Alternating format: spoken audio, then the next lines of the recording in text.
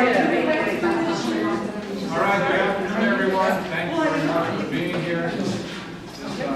Special meeting, since it's summer. Would anyone like to lead us in the pledge of allegiance? I will be happy to. Okay.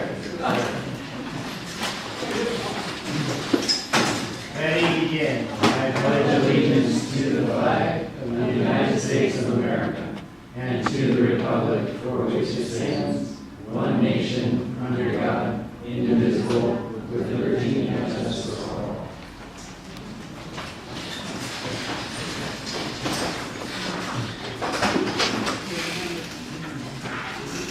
Would anyone like to make a motion to approve the minutes of our last meeting? Second? Okay.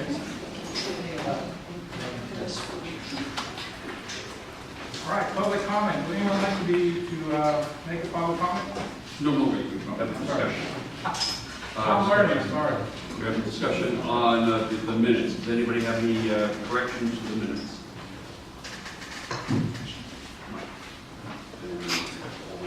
All in favor, say aye. Aye. Nay? Motion approved. Minutes approved.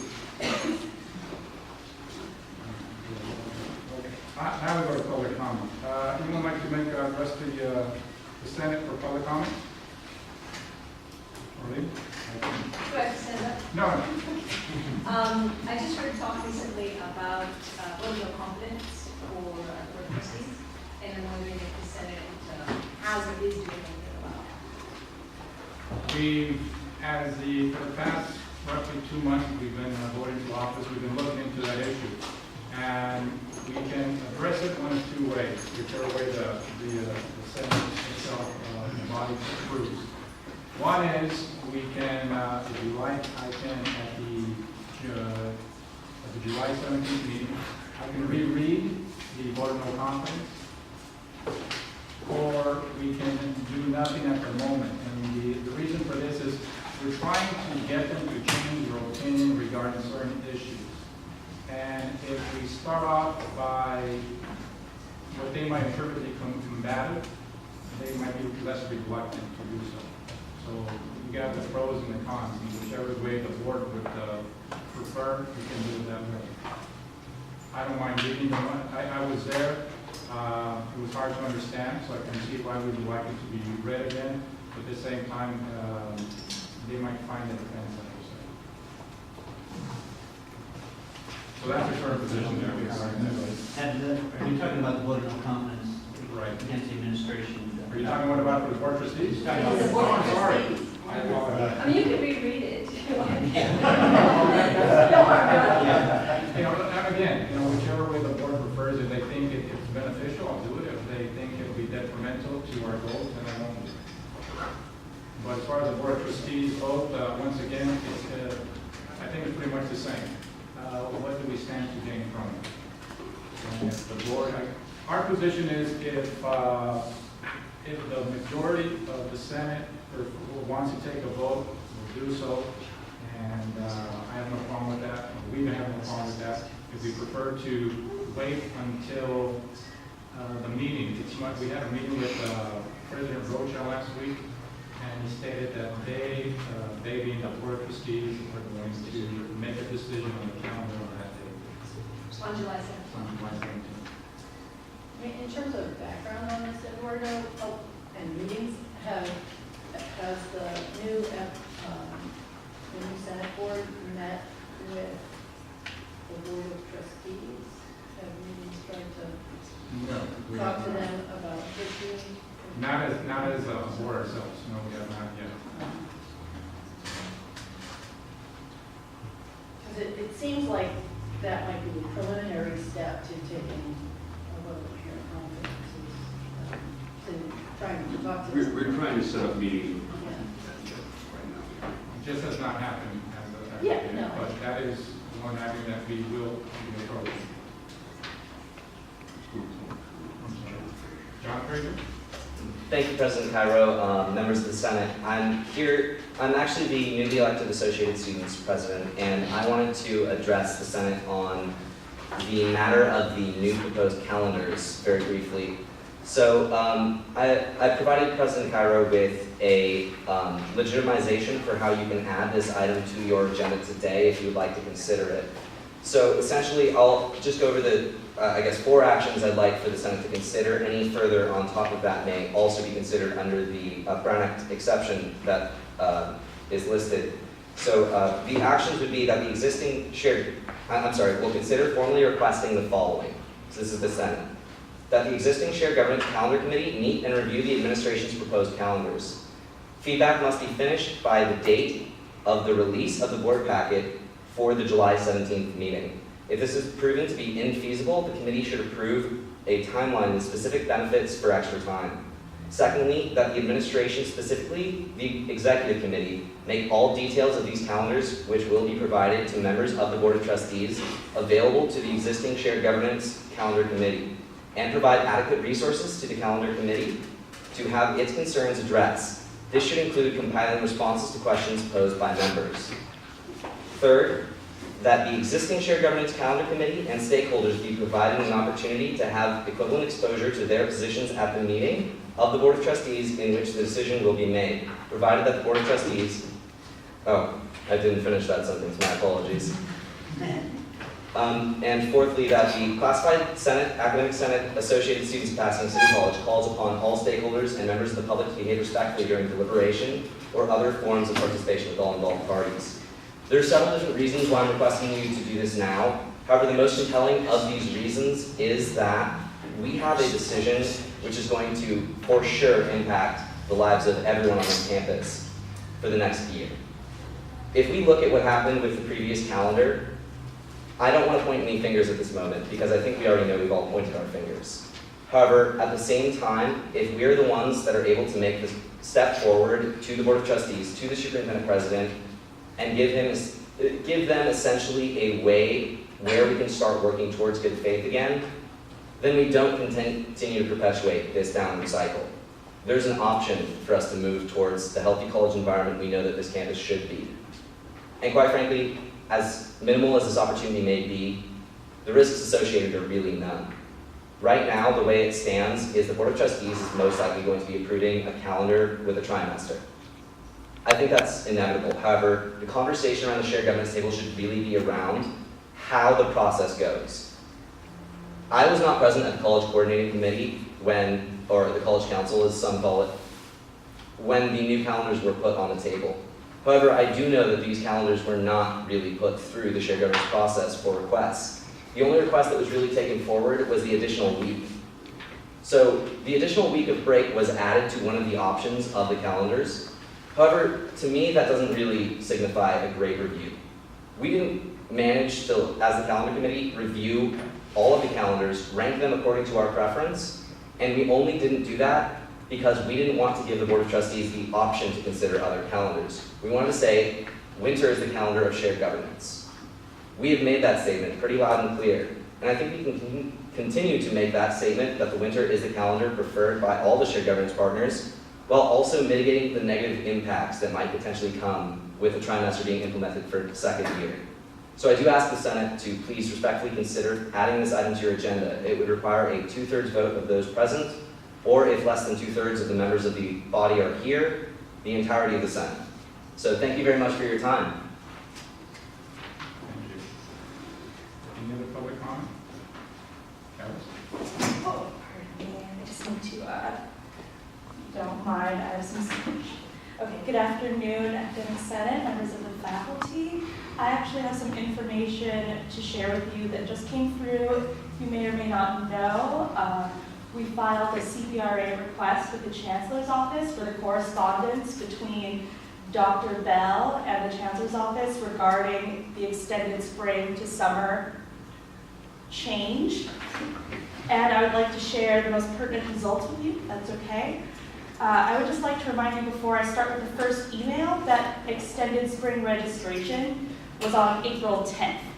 The first email that I would like to share with you is an April 14th email from Dr. Bell to LeBron Woodyard, Dean of Academic Affairs at the Chancellor's Office. Within this email, Dr. Bell tells Mr. Woodyard that under the provisions of the Education Code, the college will mount an extended spring term. Classes will begin May 2nd, 2013, formal instruction beginning May 12th. Instruction for our spring semester concludes May 5th, i.e. we're beginning extended spring during the middle of finals week, technically, but formal instruction will start a week later, as we all remember. Then he goes on to say in our prior conversations, you expressed concern that instruction for extended spring term classes falls outside the 16-week instructional period for the spring semester. However, since we last spoke, PCC has added extended spring classes for which instruction will run 4/29/13 to 8/16/13. I believe this addition fully meets the provision of section 55722 of the Education Code. Would you concur with this assessment? On April 22nd, LeBaron Woodyard emails him back saying, I am not familiar with the term extended spring as you reference here and would believe it is a local term defined by the local district. Subsequently, it's difficult to concur that the description provided fully meets the provisions of 5572. The code you referenced in your email is not the Education Code, but the California Code of Regulations, Title 5, Section 55722, i.e. the wrong code. Districts have the ability to use any combination of scheduling configurations, as in the ability to start modular courses at any point in a term. If a modular course starts in one term and concludes outside of the established dates of the primary term, districts have the ability to assign the course to the term in which it began.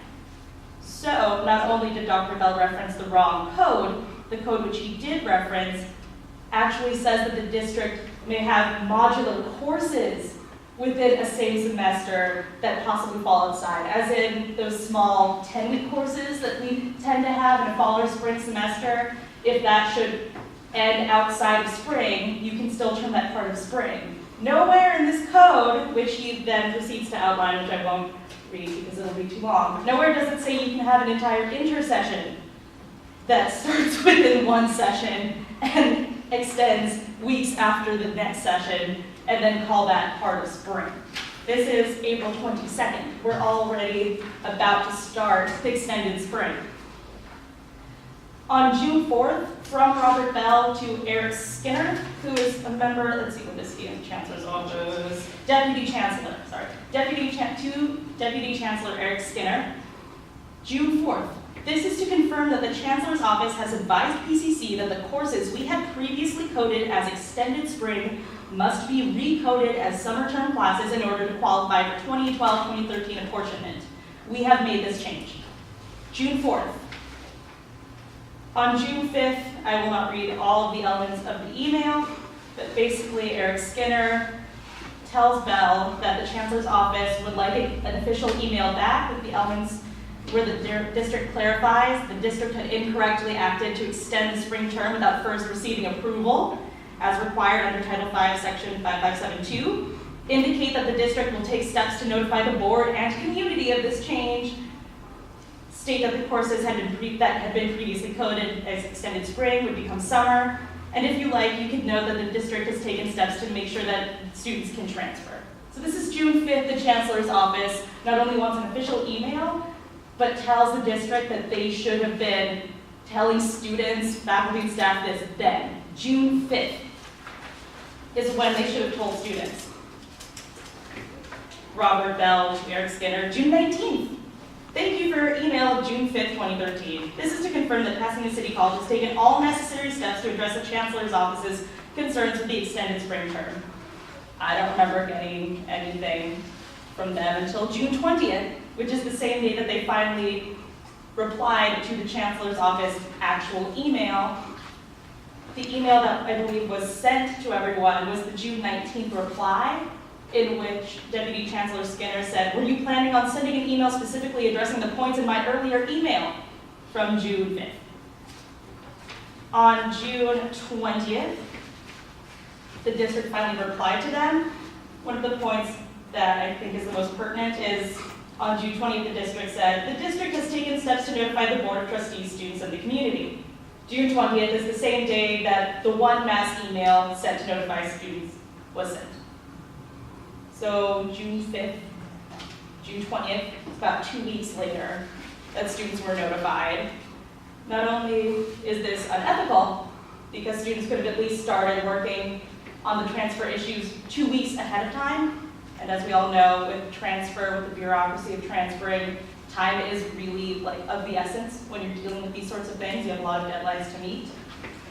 But it also will look very poor when our accreditation comes.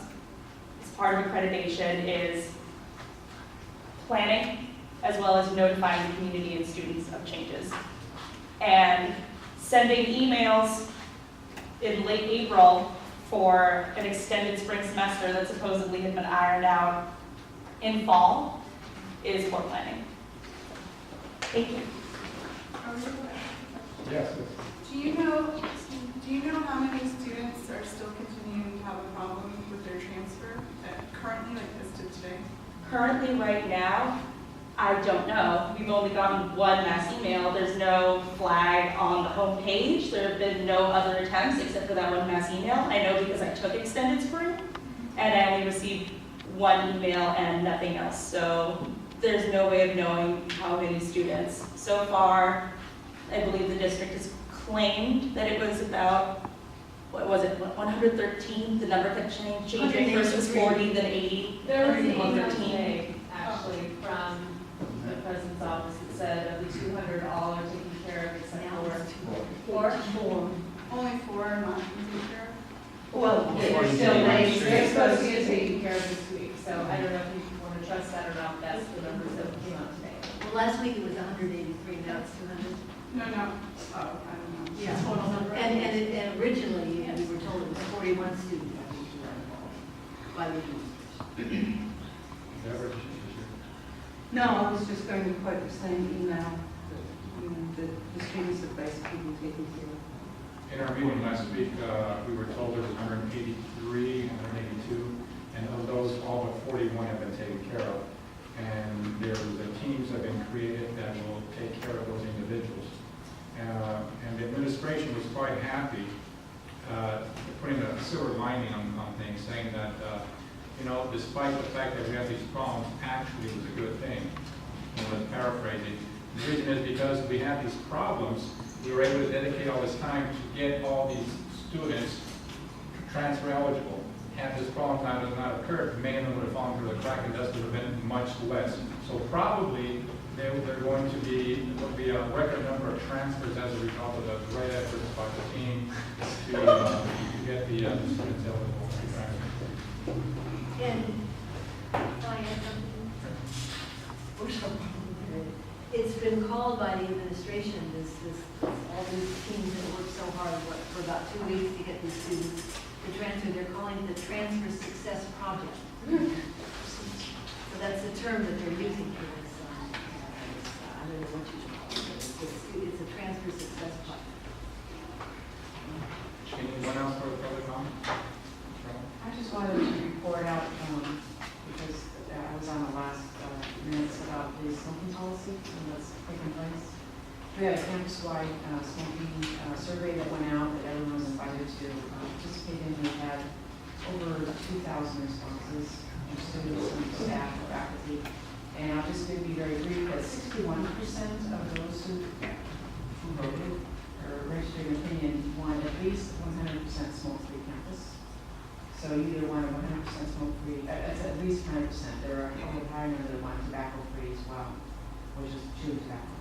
But 70, what was important as well, was that 72% of all of those who responded do want the enforcement of the tiered citation in place.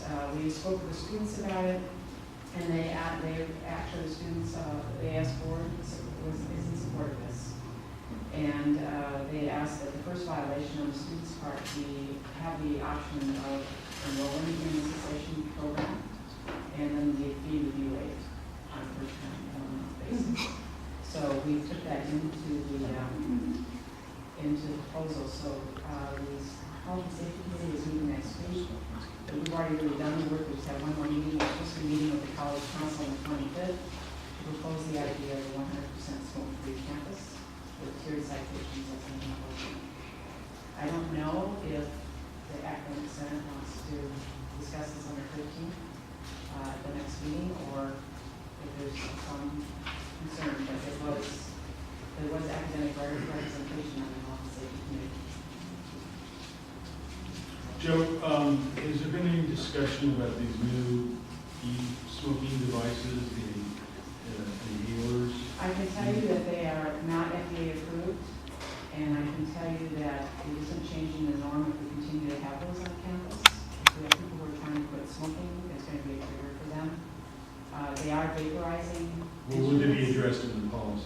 Yes, they will not be permitted. Well, if you like us to put an agenda, just. I would just go with the will of the body, if that's what they like, if they like to have an official vote on it, or if they want to discuss, but I will just let you know it's the direction it's been heading. Just based on years of what we've been doing. Okay, let's get a hand count and see if, what the body says we want to continue. All in favor, say aye. Or this is, to discuss it as an agenda item for action at the next meeting. Okay. All in favor? Aye. All opposed? See you next time.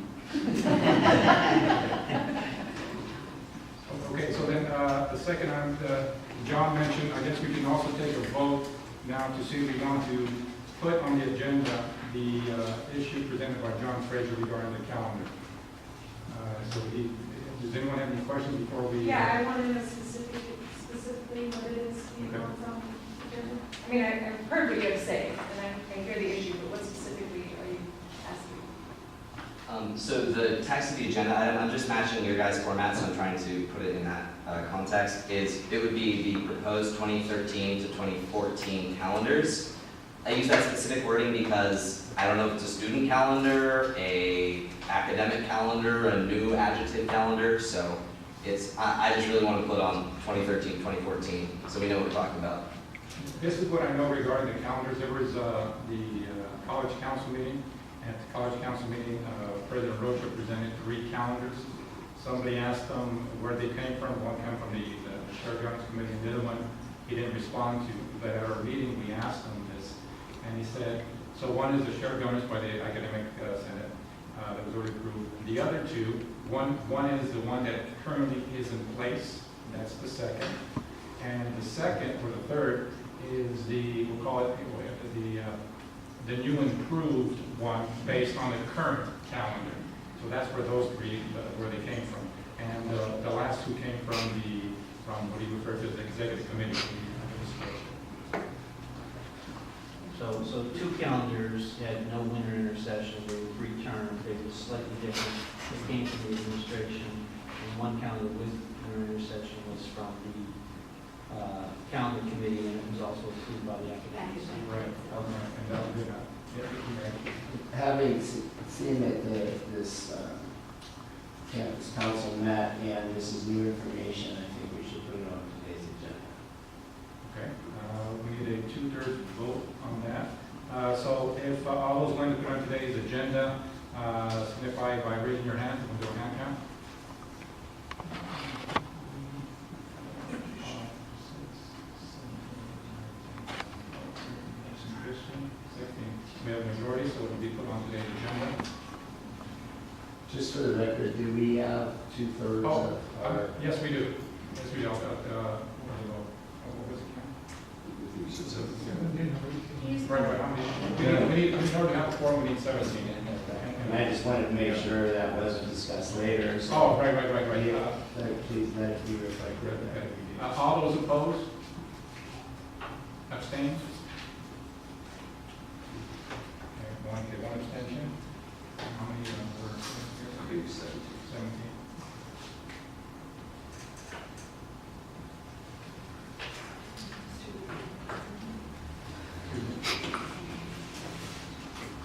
Is that everyone? Okay, we can go ahead. Maybe we can get through the committees first. Okay. What we're going to do now is move on to our next item on the agenda, standing ad hoc campus committee reports. The idea here is that for the past, ever since the election, what we've been trying to do is clean up the many committees that are in existence.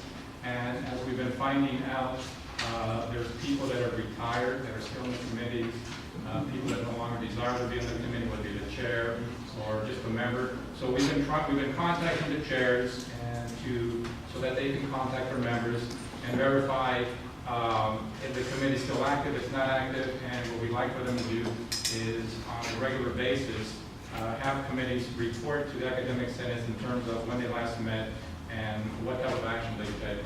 So I don't know, are there any committees here that would like to make a report today? Okay. All right, move on to the next item on the agenda, executive committee recommendations. What I'd like to do is put item 1, 2, 4, and 5. We can take that to a vote together, if that's okay with everyone. And I'll explain why I'm omitting 3 and 6 for the moment. I can do that. Okay. So all those in favor of these, approving Anthony Smith as Reforming and Communication Arts to the Adjunct Faculty Issues Committee. All those in favor of approving Nancy Redson as Chair to the Senate Nominations and Elections Committee. All those in favor of approving Elaine Jane Pond to replace Shirley Douglas on the Bylaws Committee as Representative for Business and Computer Technology. And all those in favor of approving David Uranga as Social Science Representative. All those in favor say aye. Aye. All opposed? Okay. So approved. I have a question. Do we have to approve social science representative? No, actually, I think the Well, department does. The department does? Yeah, the department does, yeah. Okay. So you can strike. Strike that. Okay. We don't want David. I was wondering, You're right. being a Okay, new you're right. representative, I You're didn't know right. if we have the. You're right, thank you. On item 3, here we need to take a vote on whether we're going to approve Lauren Aronson or Claudia Van Corva as chair of the Distance Education Committee. And what we've done here is we contacted the members, Sandy Haynes is no longer, she's stepping down from the position. So we contacted the members of the committee, asking them if anyone would like to be the chair. And Claudia volunteered, and at the same time, we sent Lauren Aronson also asked to be on the committee. So what we're going to do now is take a vote to see if we want Lauren Aronson or Claudia Van Corva to be the chair of this committee. I have a question. Was Lauren already on the committee, or she is a new? She would be a new member, and Claudia is currently on the committee.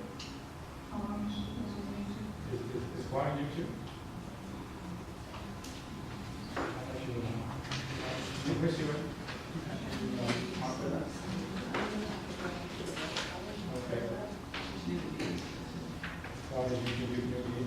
Okay, it appears in that both. Valerie, can you look it up? Okay, just a moment. We're going to look up to see if Claudia is new to the committee or she's going to be serving. Do you have any more information on them? I know that you were really big on wanting to know something about people before you vote on them. Yes, I was, and unfortunately, I don't have any information. So our idea is this: we're trying to clean up the committees and have them up and running by the time we begin. And that's why we start out by contacting the members of the committee. And we're going to be we're creating a website which will be showing a little later on as to what information we're asking for on this website, so people can, if they're willing to volunteer, they'll click on the website, put that information on. Then as a Senate, the week before, we can take a look at it, make a decision, and then vote on that. Okay, could I make a friendly motion to table our... Let me know, just a moment. Sure. Okay. Claudia is in that. She is. Okay, so we have, so Claudia is currently on that committee. Is Lauren on? And Lauren is currently not on it. So Claudia is currently serving on the committee, and Lauren is not. Okay, Lauren Aronson is on the Social Sciences Division, and Claudia, Natural Science. Natural Sciences. Okay. All right, so all All those in favor of Lauren Anderson, signify by saying, raise up your hands.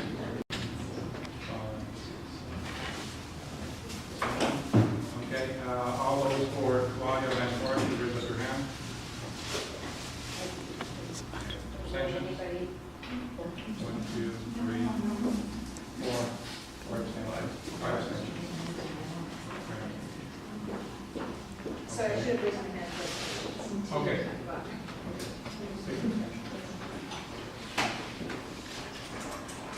Number 6, approve Joe Caron.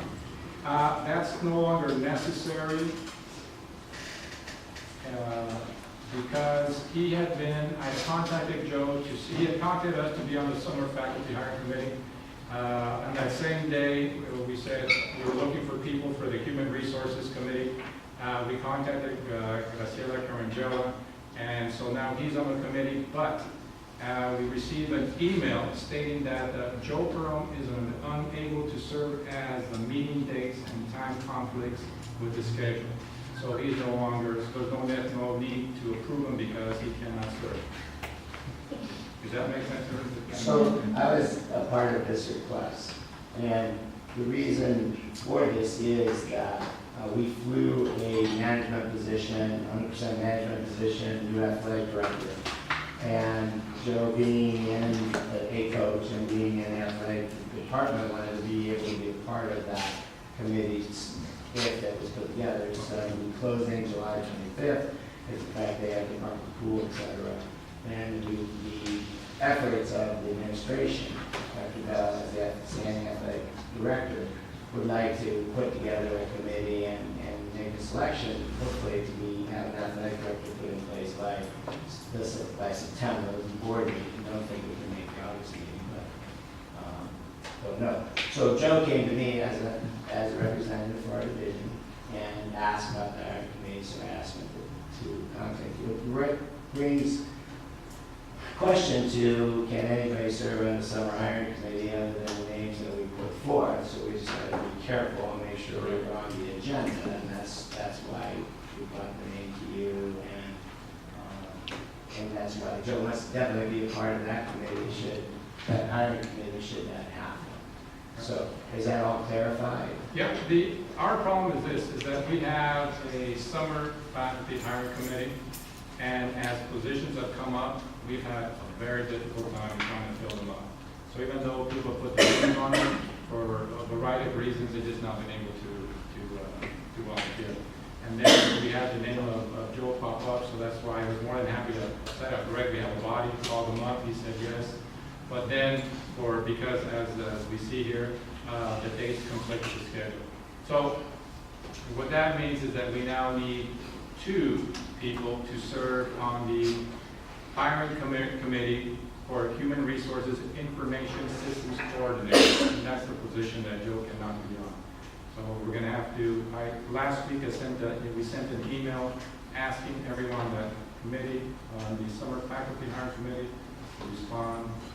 I haven't got a response yet. Just for clarification, Joe wants to be in the summer hiring pool, so when the athletic director's position becomes available, if he should be able to be chosen, he wants to be in it. So separating the issues of number 5, number 6, and number 7.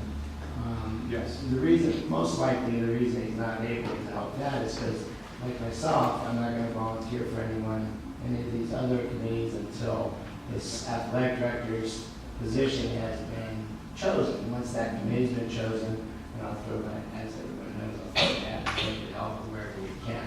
But I don't want to offer myself for 2 or 3 committees and then get to the one that affects me the most. And makes sense. that's my expertise. Okay, so 6 that's Joe's situation. Sorry. 6 is back on, and so if we can take a vote to approve Joe Caron to the faculty summer hiring committee. All those in favor, raise up your hand, please. Aye. Aye, okay. All those against? Okay.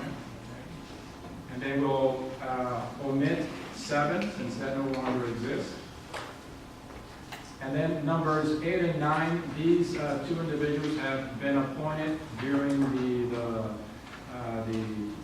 summer one time period, we'll call it, ratifying Joe Connor to the Police Dispatcher Hiring Committee, as well as ratifying Connie Dodge to the Small Business Development Center Director Hiring Committee. So we can, we'll go ahead and take a vote.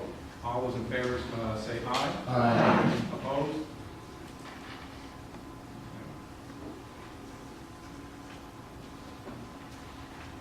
Okay, at this point, we can now take John Frazier's suggestion to action to Joe, we didn't invite an invitation to make a motion. I'll make the motion that we consider John's proposal. And then you guys were Second. second.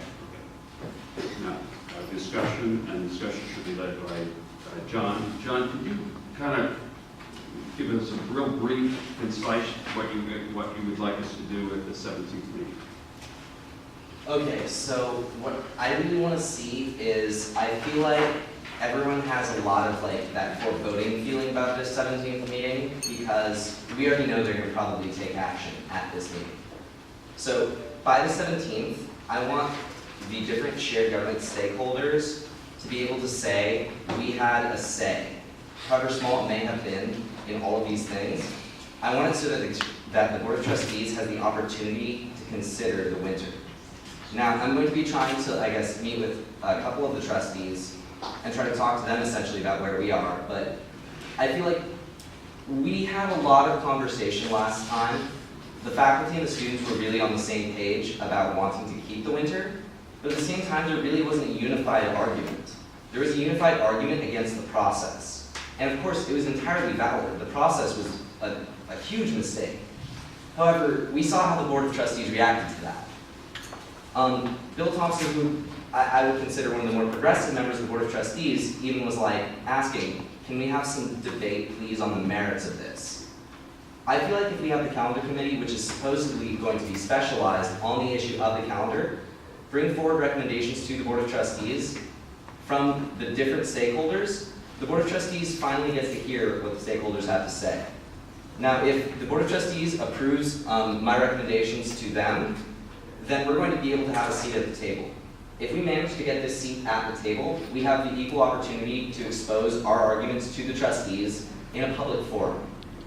If our arguments bear more weight than the administration's, as I believe they will under the light of the public eye, then we can potentially have a winter calendar. But I don't want to mislead everyone. I don't believe that we're going to have a very high chance of success with this. However, what this does, even if we have a higher chance of failure, is it begins the shared governance conversation on the right note. We are bringing the Board of Trustees what we actually believe. And through the Academic Senate, through the Associated Students, and through the Classified Senate, the various unions, we can filter all of the opinions of our constituent groups into the shared governance proposal. And if the administration and Board of Trustees accept, we'll just be given equal exposure to our arguments.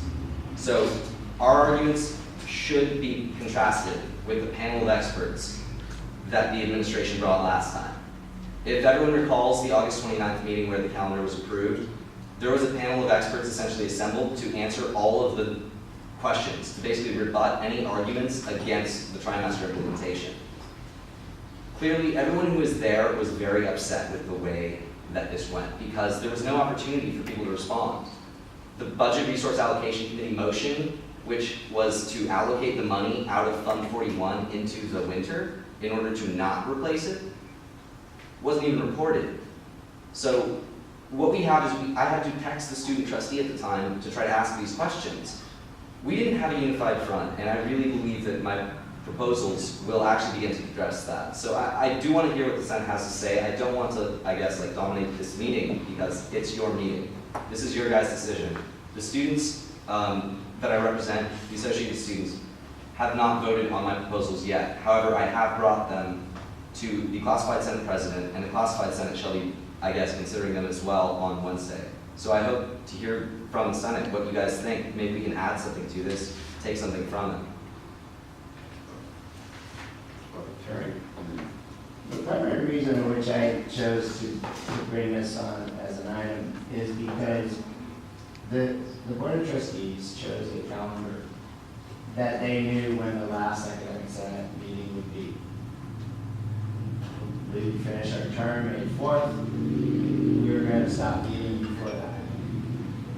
To have a process of conversation with the students who were in school through May 4th and the faculty who were working by contract through May 4th, it would behoove them, if they want to have a calendar, to have that be entered into discussion and approved before May 4th. We have a college council meeting after May 4th and present 3 calendars. So once again, last year, the administration presented to the Board of Trustees a signed document saying this is going to be our 12-13 calendar. The board approved it. Being faculty, we go away for the summer, and we come back, and all of a sudden there's a new calendar. They knew when our last contracted day was in August of last year. And they chose to wait until after that day to present calendars for next year. This needs to be discussed, and I don't think this is the proper way to do it. For us to have emergency meetings during the summer, to stay on top of what is being done, creates a veil of, I don't know, just mistrust, lack of communication, whatever you want to call it. It just doesn't seem like something we should be doing at an educational facility. And I think it should be brought forth from that point of view. What we do going forward, I mean, I kind of like having the time off in May. It's really nice, right? That's not the issue. What's important is what's good for the students. Period. Period. That's it. And what's good for the students is to make a decision about your calendar a year in advance, not during the summer when they're all on break in the faculty room. And there's nothing good about this conversation. And the Board of Trustees have inherent in their responsibility to have an open communication about that. They want to tell us what the calendar is, that's fine. Tell us when we're working under contract. Don't tell us during the summer on July 17th that we're going to make a change. Tell us.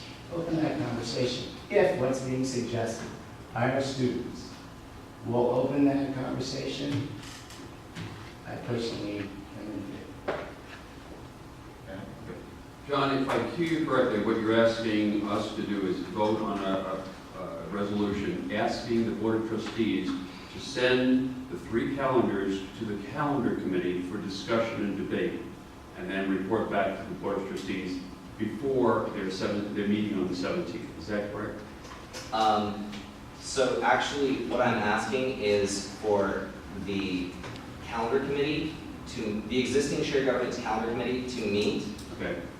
To create a timeline for how quickly we're going to be able to give the Board of Trustees a calendar. Okay.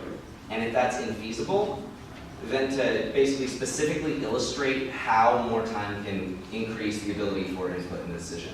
Because the other thing that was really left out of conversation, it was mentioned once by the former president of the Academic Senate, Hanvey, that the faculty could meet and that the faculty would prefer to have a little bit more time. But that was all that was really said about giving shared governance more time to meet and discuss the calendar. What we really didn't hear was that there were specific departments that haven't even talked about this. For example, the study abroad, in violation of our Title V rights, was completely canceled. Both of the study abroad programs, Costa Rica and Mexico. So there are a variety of different things which could potentially be negatively impacted by a different calendar configuration. If we can manage to pull together, and I know it's unpleasant, it's incredibly unpleasant timeline. If we can manage to pull together a respectable case for and against each calendar and rank our preference, we've inserted ourselves into the conversation that we've been neglected to be invited to. So I don't like it any more than the next person, but I really do feel like we need to get on top of this and have a proposal before the agenda packet is possible. If we can't do that, we need to get it to the Board of Trustees and tell them, look, we didn't have enough time. Right. Are you on the calendar committee? Yes, You are. Can you give us an idea if this is possible? In other words, what you're asking is for the, convene the calendar committee, take a look at the calendars, and issue a report as quickly as possible. I believe it is, however, immediate action needs to be taken. And that immediate action also involves a non-chair of the committee calling a meeting, or me talking to Dr. Bell and convincing him to call a meeting. Whichever one of those is more likely, we'll see. Right, Krista Walter, co-chair, she's out of town. I think it'd be very hard to pull something off in that short session. I really hear what Terry's saying. The tone and substance of what you're saying is right on. This has gone on for a year, this discussion.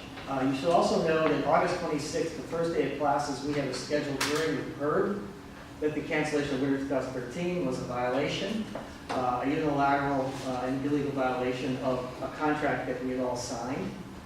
So I'm not quite sure how to go forward here, but it seems like I've been on the calendar committee for the past year and been involved in all those discussions. I think I'm the FA rep, but I'm not on the committee as a voting member. But I mean, that was a shared governance committee that did its due diligence month after month. I mean, it was a consistent meeting. It met every month and sometimes more than once because of some kind of administrative ploy, basically. So I'm not quite sure what to say here, but it's very, very hard to go forward in this short notice with people out of town and on break. And Chris Walton talked the first session, so she's taking her break. So it's hard to pull that off. And I'm not sure if the Brown Act meeting anyway, so you have all those difficulties. This is a rough go.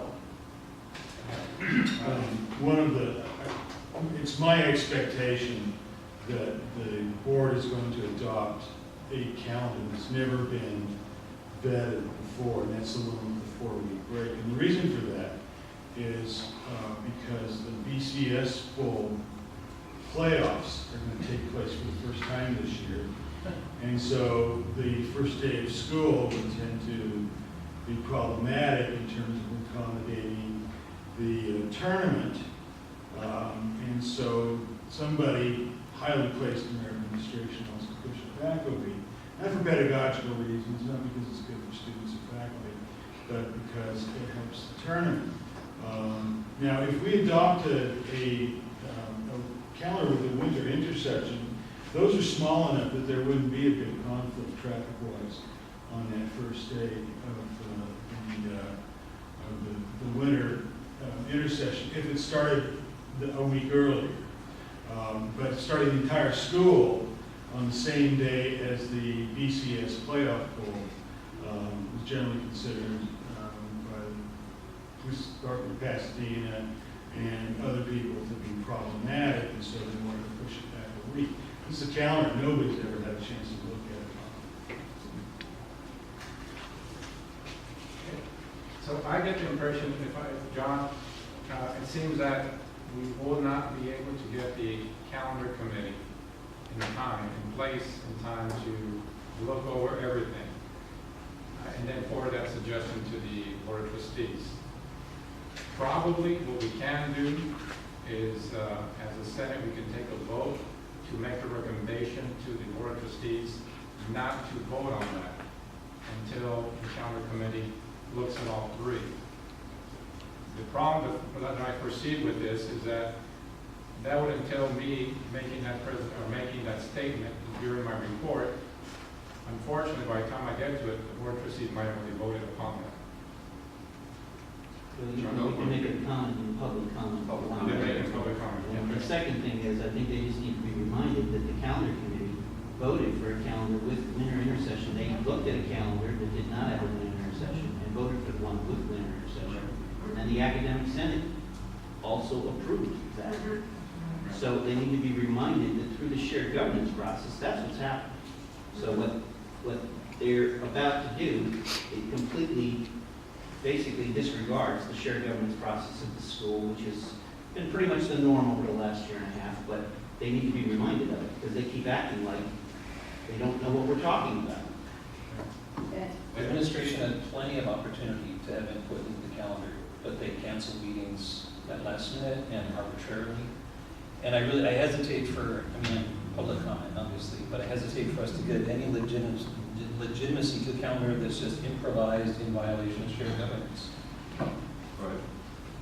If the discussion of it gives their assertion legitimacy, which I don't like. So I can respond to that one. I hear what you're saying, but I think it's important for us to document that we have trying to have a shared governance process. We keep putting forth our voice to say what we think should be happening. Eventually, this is going to run down into accreditation. And planning and shared governance are part of the accreditation process. And we want to be able to show the accreditation team, look, this is what we've done, this is what they're doing. We don't have much of shared governance here. So I think it is important to at least get up there and just say something. Eric? I was gonna say that. Eric? I just want to clarify that the college council chose to have their meeting, so they're going to claim shared governance because they had a meeting. But they chose to have that meeting after students and faculty were done with their term. No, they didn't vote on it, but they didn't even have a vote, they didn't have a presentation. So whoever is the chairman of that committee failed to follow a systematic approach to making a decision while we're in contract, while the students are in session. And that's, the failure isn't that we didn't have shared governance. The failure is that the chairman of that committee failed to do that during the term so that there could have been an open discussion. And I think that's real important for this academic senate to say. Not that they didn't have shared governance. We all agree that it's not shared governance, but they're going to say, well, we did have a meeting. Well, we did present these calendars. Well, you know, this has occurred. Anybody can present a calendar, et cetera, et cetera. That's fine, but they also said, you're going to work from here in August. They said, you're going to be done May 4th. It knew when we would not be here. And it's important to note that when they have this meeting, the entire executive committee was out of town on a conference, so no one. And that's scheduled. That's right, it's scheduled conference, they knew that as well. They didn't have my email. So this needs to be documented and read during public comment. Who's the co-chair on the college council? Is there a co-chair? No. Okay, well, so it's the president that's making this decision unilaterally. There's not a co-chair, so there's not any collaboration as to what it means. I think it's important for us to say, not to step on your toes, Dan, but the chairman of that committee did not do the job. The chairman of that committee didn't get the job done while we were here under contract, so there could be a process on shared governance. Not that there wasn't, but certainly that person, that chairman knew when we were all going to be here. Namely, Dr. Roach. Well, names don't matter to me. Well, I know what you're saying, but when you were saying that, I was trying to figure out who's our co-chair. I'm not debating with you, I'm just saying it's Yeah. best if we just keep it that Right. chairman of that Yeah, that's committee fine. is not doing their job. Kelly? I just wanted to mention, that as a student, I actually attended, I would say most, if not all of the most pertinent calendar committee meetings. And at those meetings, the calendar committee actually did do research on the benefits of a winter intersession from a transfer point of view, i.e. the reason that we originally switched is because students are only transferring for fall. So when you're applying only for fall enrollment, having fall, winter, spring works, also from the ability to get good faculty. You know, if we're trying to get really good part-timers, we need to be having the same schedule with the other schools, because why would the part-timers we really want for our students want to like go to PCC if we have this wacky schedule that doesn't work with any of their other jobs? The calendar committee already did a lot of research, but it might be pertinent at least to maybe have that be written in the simplest terms we possibly can, possibly as bullet points.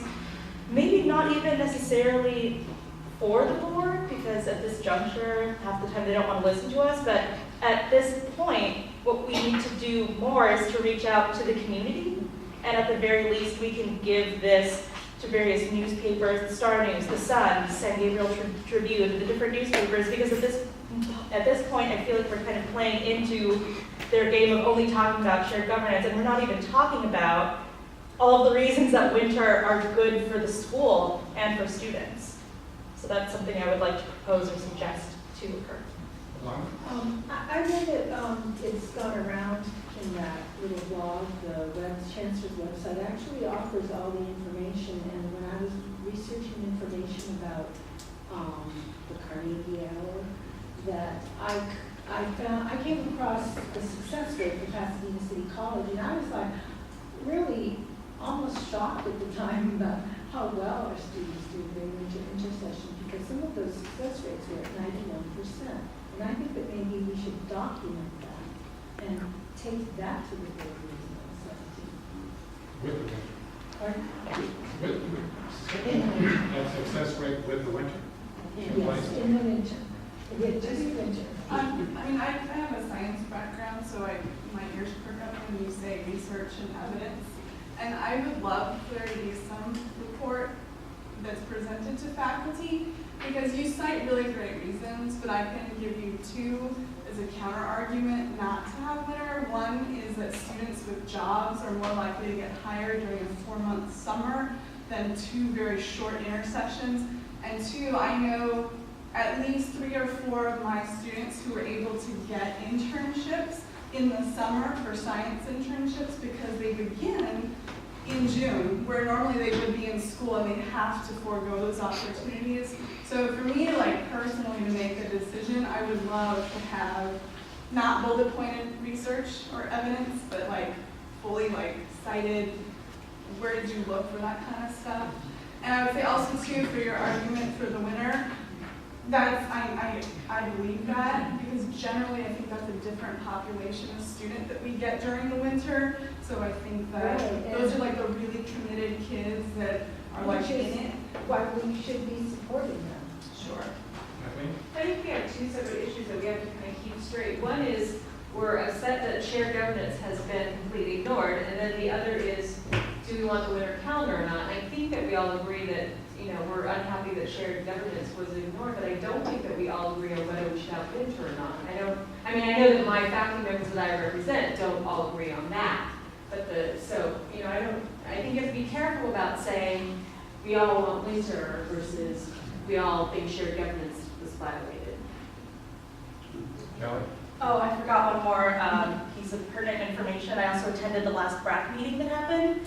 And at that BRAC meeting, we actually found out that because we have the potential to get more money from Prop 30, we need to bring the school back to our FTES levels of about 2009, 2010. And we have a year and a half to do so. And we're competing with other community colleges. All the community colleges that are able to raise their FTES in a year and a half will be greenlit basically to keep trying to expand. All of those who don't meet it will be stuck at whatever level we make it to in 1 year and a half. So not having a winter and having our surrounding schools that we're competing with have a winter could also affect the school of not getting, I believe the amount was we could get another like $11 million. I was trying to think but I thought that Krista did bring us a report with iPhone numbers, and I thought that she gave us documented information. Yeah, here at a meeting about the success rate here. And I remember she said that the numbers came from iPhone. So. Do you remember what? Well, it was the meeting where we voted on the academic. It might have been, if this helps, I'm just kind of trying to recall them. I think it was on white pink paper, but I couldn't tell you a date. But I just thought that I remember reading that, and I remember her talking about that. So. Yeah, she did do something like that because my office is next to hers, and I remember discussion about that. It was about the pedagogical reasons for a winter calendar, and I think it was it given to the board? I'm pretty sure it was given to the board of trustees. Good question. It was no later than May. It might have been the end of April. So there was a document that was prepared. It was one sheet of paper but double-sided, and I think it went out in an email.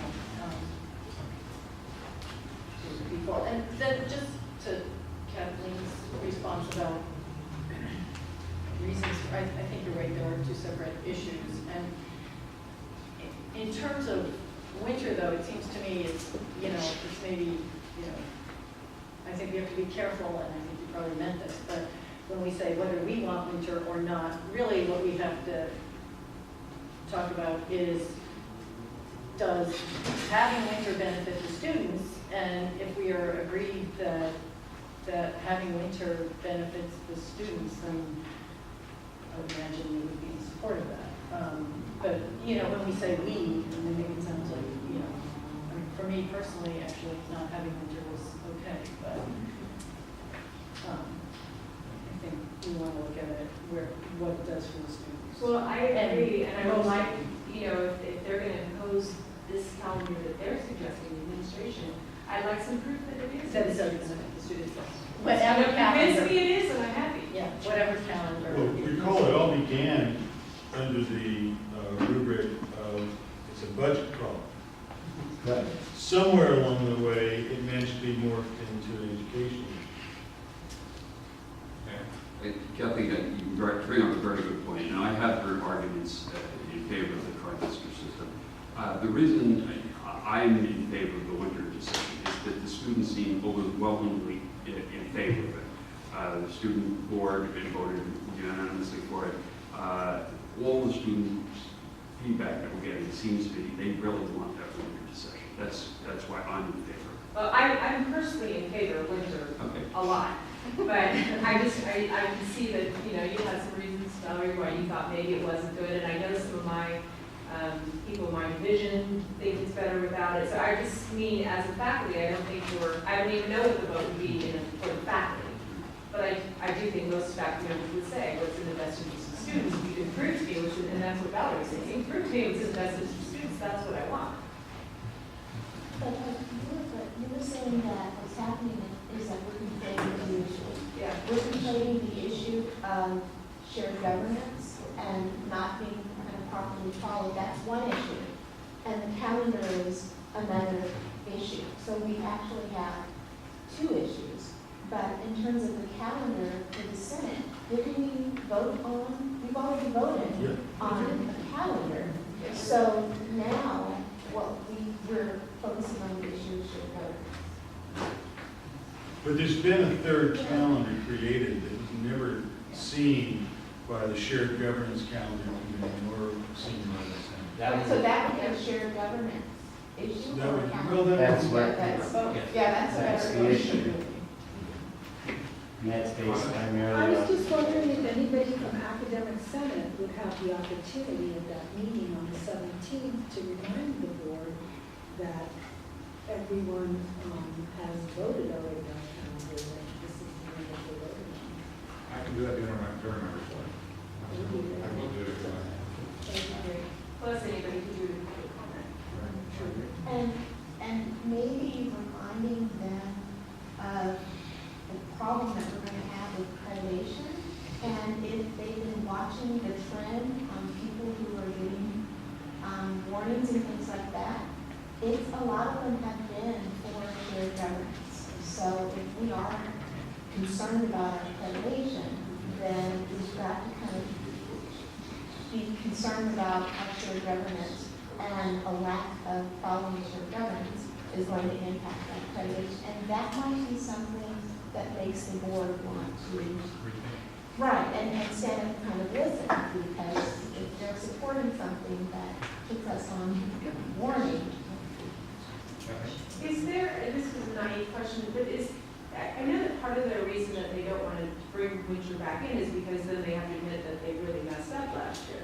Is there a way that they can approve winter without us, there's a word I'm looking for, but without us then saying, see, we told you so? That was in place. We can Right. call it Yes, extended. We can promise not to say. Promise not to rub it in their face. They probably already passed it, and they need more LPS. Right. I think John's proposal actually lets them out. If they say, well, let's send it back to the calendar committee and let them hear from them and hear a debate and come back and then we can decide. That would be a case saving.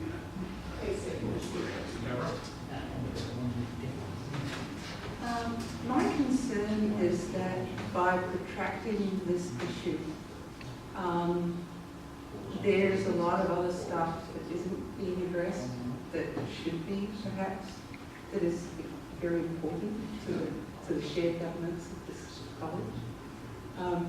I wouldn't want to follow and instigate another round of conflict unless there's a clear goal in mind. Like, what's the goal? What are you actually trying to achieve? And because I would argue that, if students are interested in short-term classes starting early in the year, then why can't we just offer short-term classes as part of the spring semester? That's that problem solved. I mean, there's a lot more flexibility. I'd also like to follow up on the point that Valerie made about the different opportunities that are afforded and denied with changes in the calendar. I've taught classes that could not be taught over either a winter or a spring session because there's just literally too much work to do during that time. When I was a student here in the late 90s, we had 2 sessions in summer. So conceivably, it would be possible to offer a long-term class that worked at a normal pace over that. There's a lot of creative opportunities available to us, and my concern is that we keep rehashing the same arguments over and over again without any really compelling or conclusive evidence, and without any goal. What's the goal? Oh, I just wanted to bring up one of the things that was spoken of in the calendar committee is that, well, I guess now since it's a new year, 9 years ago is when we switched to the calendar that was fall, winter, spring, summer, and not fall, spring, 2 summers. One of the big issues is the first thing that I brought up, which is with the budget cuts that happened, with the UCs and Cal States only taking students for the most part with only fall enrollment, not spring, is one of the reasons why we switched to having a winter intersession, because as you already know, students are applying in fall, get their information back, might need to take more classes. They only take classes for that fall enrollment up to spring, so students have that chance in winter to get all of their classes done.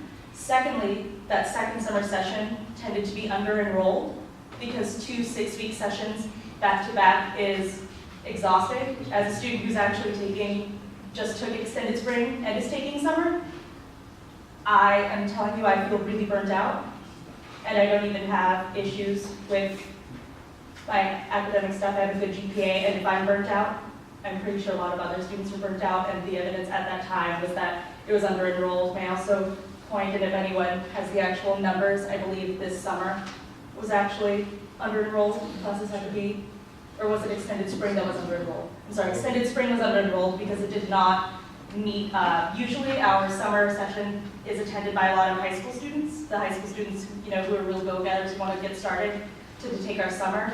So extended spring didn't match up with our high school students, nor did it match up with a lot of our UC and Cal State students who tend to take summer to also get a leg up at their schools. So extended spring is actually quite under-enrolled as well, so that's not helping us for our PDS either. Well, to Deborah's point, I appreciate your saying that, what's the goal? I think it's important to be clear about that. But and really, I've thought about that a lot in this last year, and it's really kind of been difficult to, come to terms with what the goal is. But I think, ultimately, it really is trying to have some adherence to a planning process. And when you talk about not being able to get work done, I think that when we don't have clear planning, people are not getting their work done. And so we have things like, so the administration has to take counselors off their jobs and have 2 students for 1 counselor who are assigned to get them into their transfer schools. And you could say, oh, that's very nice. That's a horrible use of taxpayer money, right? That's ridiculous. And we should have a kind of process. I think we should probably have some more counselors. We should be hiring more counselors, but we shouldn't be having 2 students for 1 counselor. That's ridiculous. And I think we need to, until we have a clear process and we have clear plans and that life becomes more settled, then we'll be able to do, I feel like we'll be able to go back to work and we'll be able to do the things that we're supposed to do, instead of having these meetings where decisions are made and then they're overturned. And that's just a horrible waste of time, and this year has been so draining because of that. I just wanted to add that I guess I see as the goal, attempt to have the board and the president respect the work that the calendar committee did and the pedagogy did. That's the reason that it was a decision that was made after many meetings and discussions, and it was presented to the board. And I think that it's just trying to say, hey, we're here and we're not running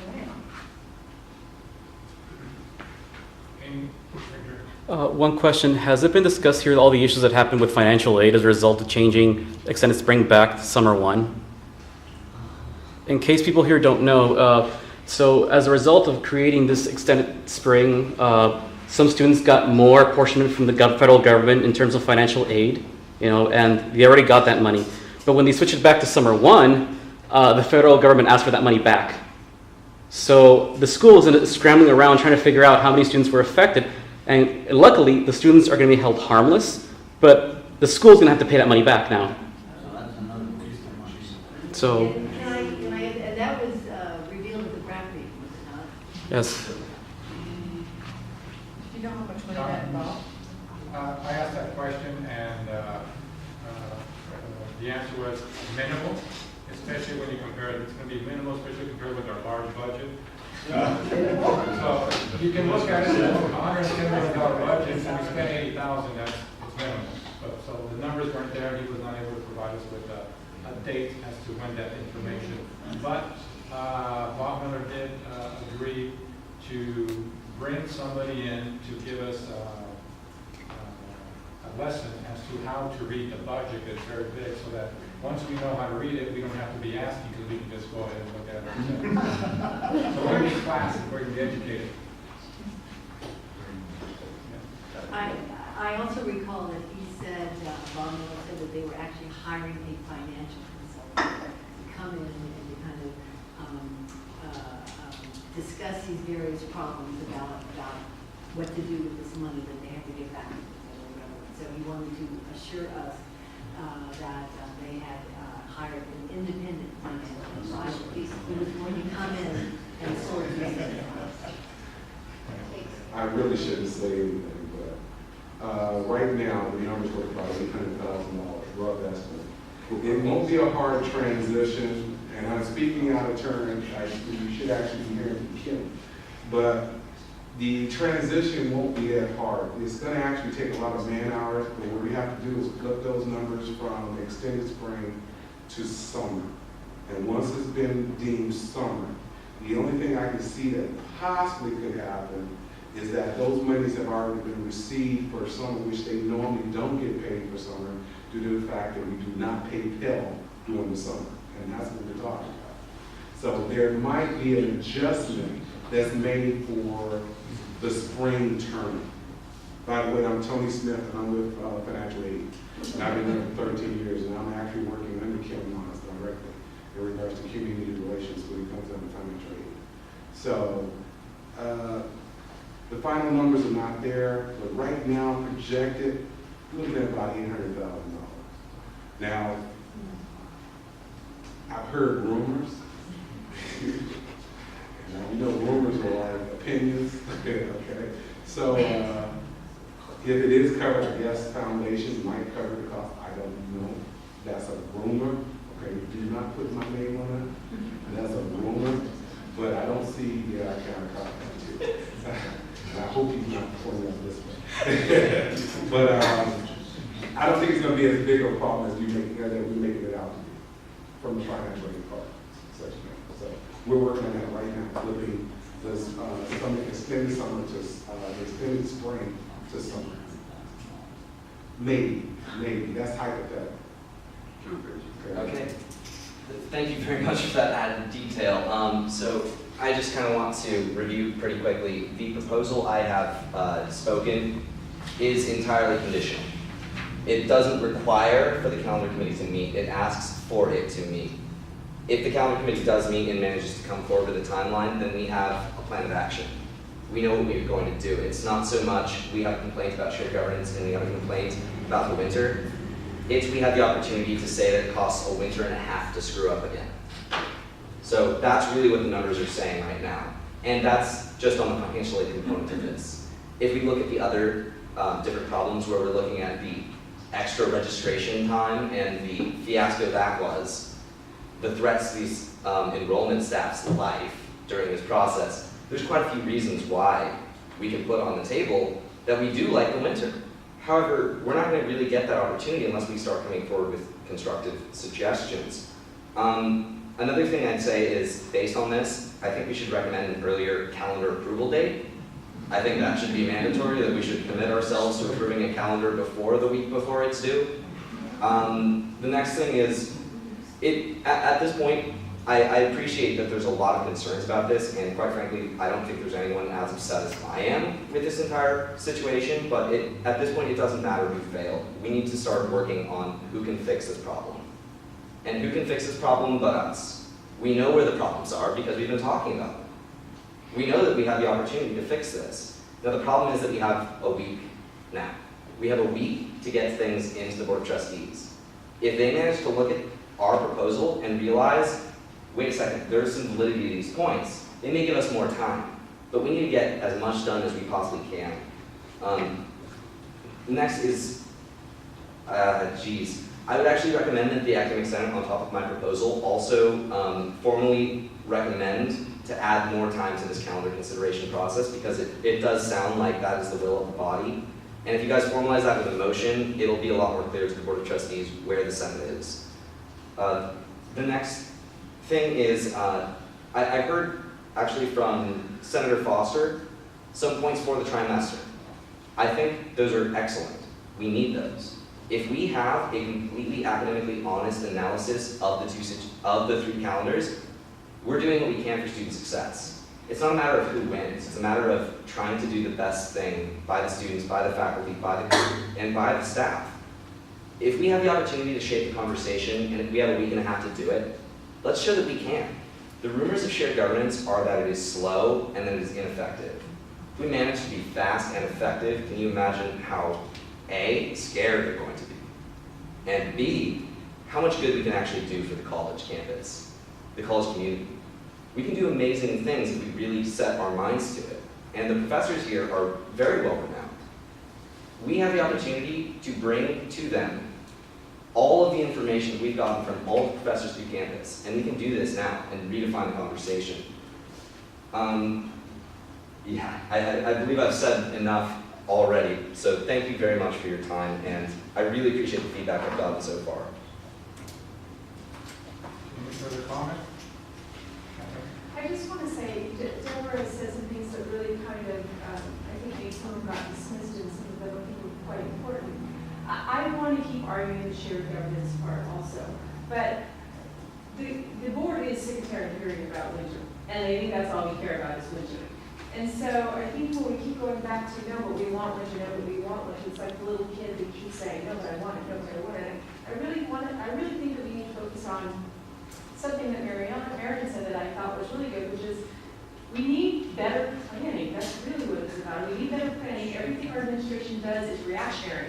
They do something, they go, oh, that didn't work, let's go back and scramble. So I think, you know, I'm for winter. I would love it if you got it through, that would be great. But I think if we keep going back to them and focusing on winter instead of focusing on the bigger problem, which is our shared governance is not working, we're not planning far enough ahead in time. You know, the biggest problem I think with them canceling winter last year is they did it so late. Everybody already had their plans for the next few months, and you know, so we need.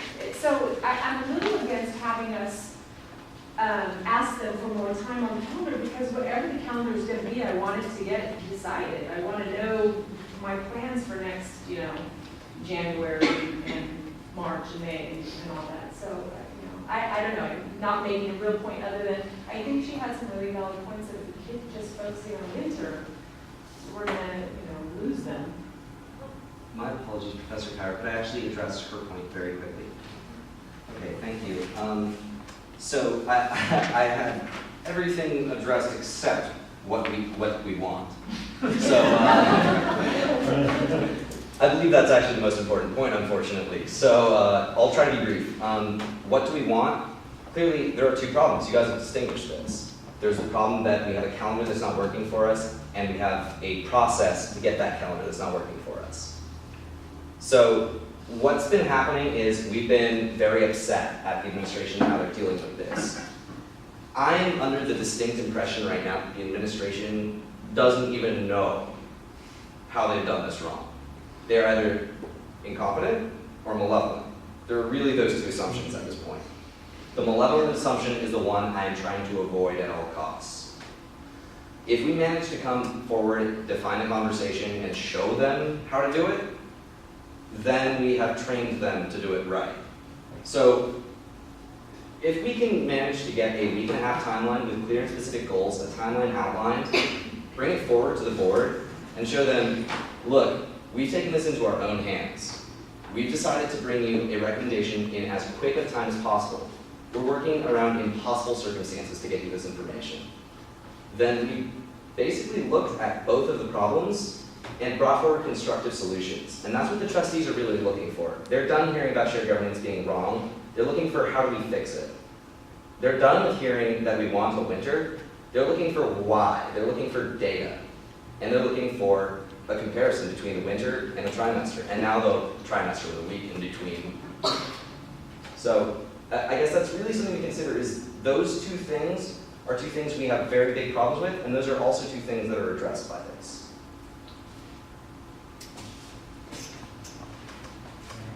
All right, I'm going to try to clarify what you need us to do. Are you asking us to direct the calendar committee to reconvene and examine the 3 calendars? Yes. I'll make a motion that we direct the calendar committee to reconvene as quickly as possible and consider all 3 calendars. Certainly, then, I don't think we have the power to direct the committee, but to urge or suggest. Change the motion to urge. I think you could just ask the committee to reconvene. Ask the committee. We would be asking them to reconvene and look at all this information and get back to us within 7 days, because that's when we meet again on the 15th. Yeah. Okay, Roger, remember what you said? That's done as possible with the chair. I mean, Crystal Walton knows more about calendar than anyone else on this campus. And she's gone, I think, through the weekend. I mean, I guess I'm a little bit upset that so much of this information has been shared with this committee, with this Senate, with the calendar committee over the course of a year on a monthly basis. And Crystal Walter shared it in 2 ways, both formally at board meetings and also in individual, early Douglas and some of us met with individual board members who would meet with us, with 5 of the 7. Jeff Baum and Jeanette Mann refused to meet with us. But the other 5 did, and we gave them documentation for them to look at. And I understand, John's, is it malevolent or is it ignorant? There's a strange sort of disconnect on the board members' part. And they would like this all to sort of go away. And that's a problem because they don't really understand the argumentation that's put forward. A number of them have never taught, and they're not really clear. Tony's an interesting guy, but he always brings up Cal State and doesn't really apply to us. And as someone who was on the original change of the calendar going back 10 years now, it was clear that all the Southern California systems were going that way because winter allowed the transfer function to be more efficient. And yet it also, we have the data. So I'm not sure, Valerie, if you missed that meeting or what happened, but that data is out there. And I'm just struck by how the repetition of this, going back to the same arguments, because I would argue that it's impossible for the calendar committee to meet formally before July 17th. We could ask for certain people to present. We could have the calendar committee send off the pedagogical arguments, but it just seems insulting to us as a faculty, both as a Senate and from my point of view, hey, we signed off, and we consult our attorneys on this, that we signed out on a calendar. And so did the Board of Trustees. And now they're reversing themselves. Don't they have the obligation to prove that their claim is correct? We have been doing this for almost a decade, and it's an ain't broke, don't fix it kind of situation. So I would oppose asking a calendar committee to meet under very, very short notice, under very difficult circumstances, people who are out of town. And it just seems to me it would not be a real calendar committee, it would be something else. Along the very first things that Terry said. I mean, how can we manage our operation like this? Well, I just have a question. I just need something clarified. When was the Board of Trustees ever presented with the calendar committee? Because at last Board of Trustees meeting, for some reason, they did not get put on the agenda. And the Board of Trustees was never presented with the 2013-2014 calendar with the winter intercession that had been vetted by the calendar committee and voted on and approved by the academic senate. So in other words, they've been presented with these three calendars, but who presented it to them? The shared governance calendar committee never was able to formally do this as it should have been able to do it, right? So now they have these three calendars. So the president of the college is claiming that he and only he can present the calendars to all our trustees. he said that to us in our meeting last week.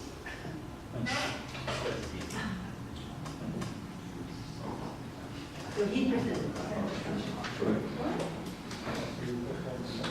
I haven't had a second, so dies. Francis? Question: what is the attitude of the Board of Trustees toward joint governance? And number two question: has the President actually said clearly, publicly or privately, to the understanding of any person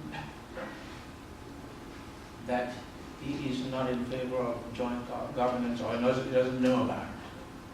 The president knows about it, and he is of the opinion that it is currently occurring. He is the designee by the Board of Trustees to consult with us.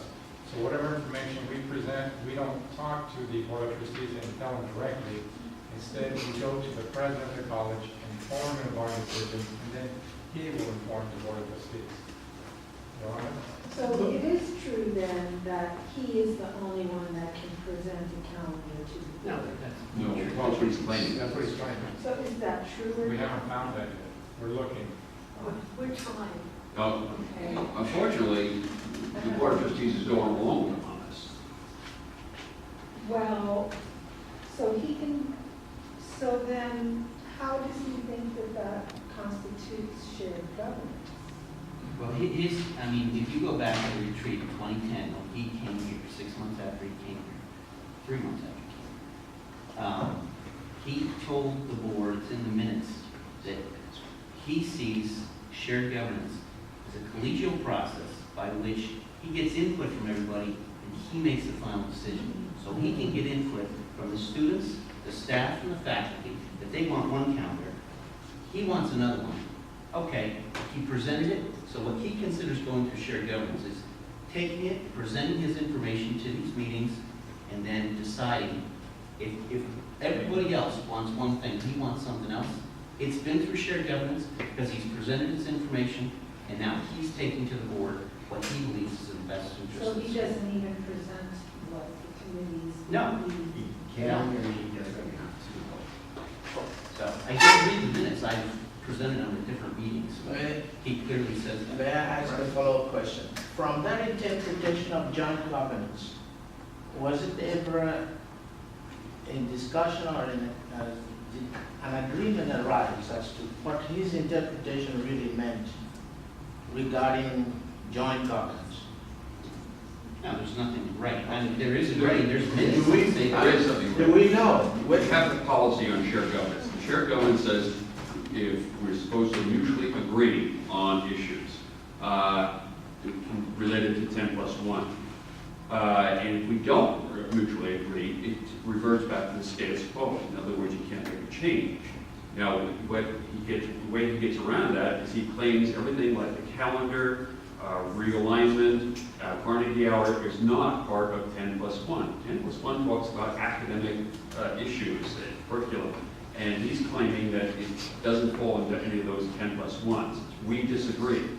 We're hoping that the accreditation team is going to agree with us, not him. So the only way to go about it is not to wait for the accreditation team. Well, yes, but we're going to continue to fight and continue to present our case so we can document that we have been trying to do this. We're not just agreeing with him, we're fighting, and we're not mutually agreeing on these issues. Is there any official from the state that could talk about it, interpret it? It's the law. It is law. Okay. Well, when we were in Sacramento, it turns out that the California Community Colleges does send out, if you request it, what's called a technical visit. And we have formally requested that we have one of these visits. And they come down, and it would be sort of a joint meeting between the Board of Trustees, the administration, and the academic senate. And the first thing that they would do is they would clarify the shared governance role. And that might take, and we asked for this kind of retreat, that they would clarify the shared governance role, and that we would also have identified before they come areas of conflict. And they would come and they would talk to both all the kind of stakeholders, you might say. It was my understanding that we would have more of a joint meeting, but apparently that's not the way it works. They talk to the individual stakeholders. And then they go back to, and they formalize a report and they send it off with their recommendations. So we have requested, and that is in the works right now. We originally brought it up at the last council meeting, and it wasn't looked at favorably, but by the administration, but Matt Jordan is acting as an intermediary here, and he's going to present it. He thinks it's a good idea, and this is a way for us all to come together and to have this kind of a dialogue and to clarify issues. So we're looking forward to having that done in the fall. If that's actually my question, if we have contacted the state academic center for guidance, because They are willing to give guidance, but all parties have to agree to it. It's a formal. Kristen? Yeah, this seems real simple, but what are we going to do in the meantime to help these students get over the session? I mean, that's what we're talking about right now. And I know that, the calendar committee has met, they've done their due diligence, but it just seems like we're at an impasse now. And I really, it would be nice to know, okay, do we have a plan? I mean, are we just going to go and present? I mean, what's going to happen? I mean, we're talking about shared governance, and it's really important. And I agree that we don't have shared governance here, but in the meantime, what can we do to help them? Help the students and help us and help. The only thing I'm seeing is that it seems like it's not going to be possible to get together the committee. Yeah. In 7 days. And, they've already done their due diligence too. Right. The only possibility is then to either A, present once again during public comment that information as a refresher, and maybe perhaps on a long-term course we can create an ad hoc committee to look at, based on what Deborah just stated, look at all the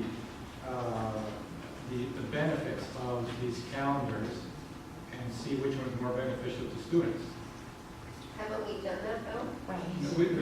We haven't looked at all three. That's just it. And I understand what you're saying.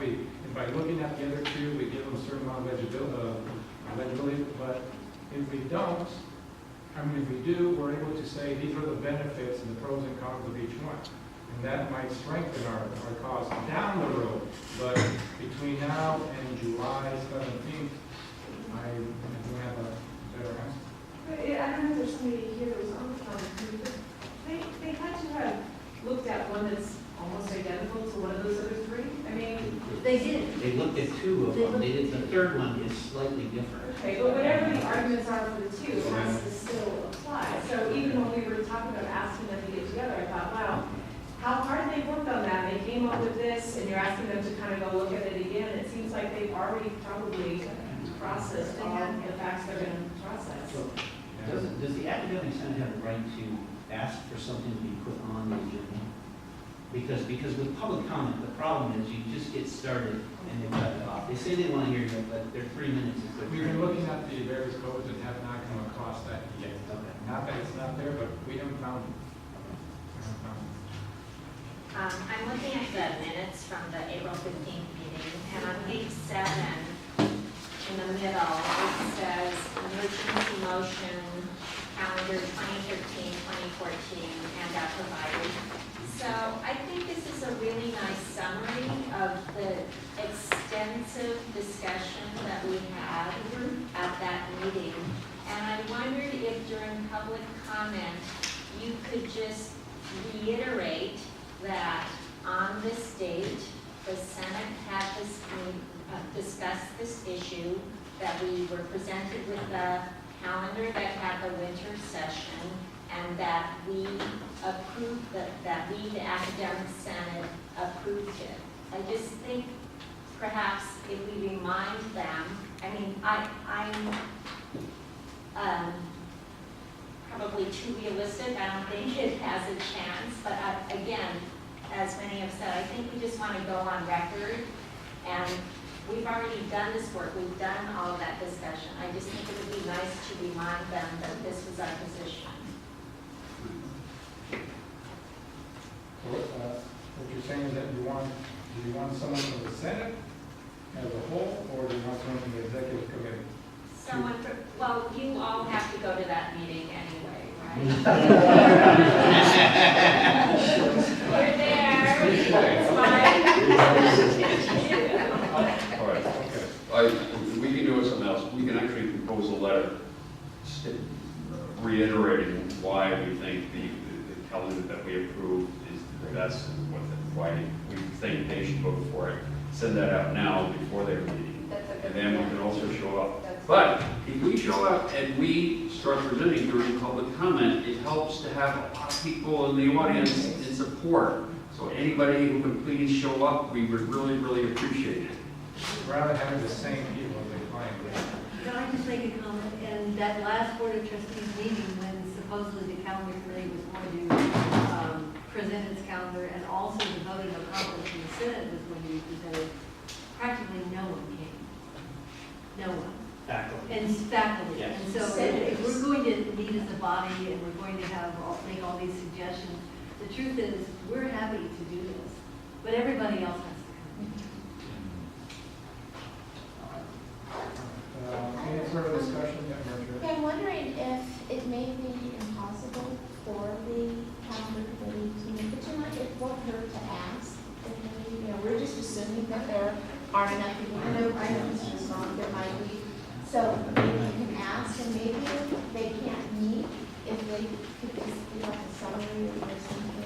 At the board meeting? Yeah, at least, maybe they can't, we're making a decision for them that they can't do this that quickly. At least ask. Okay. All right, I'll make a motion. I'll make a motion that the executive officers compose a letter to the Board of Trustees reiterating why we think the winter intersession should be reinstated, and also that the executive committee show up at the July 17th meeting of the Board of Trustees and present the case again.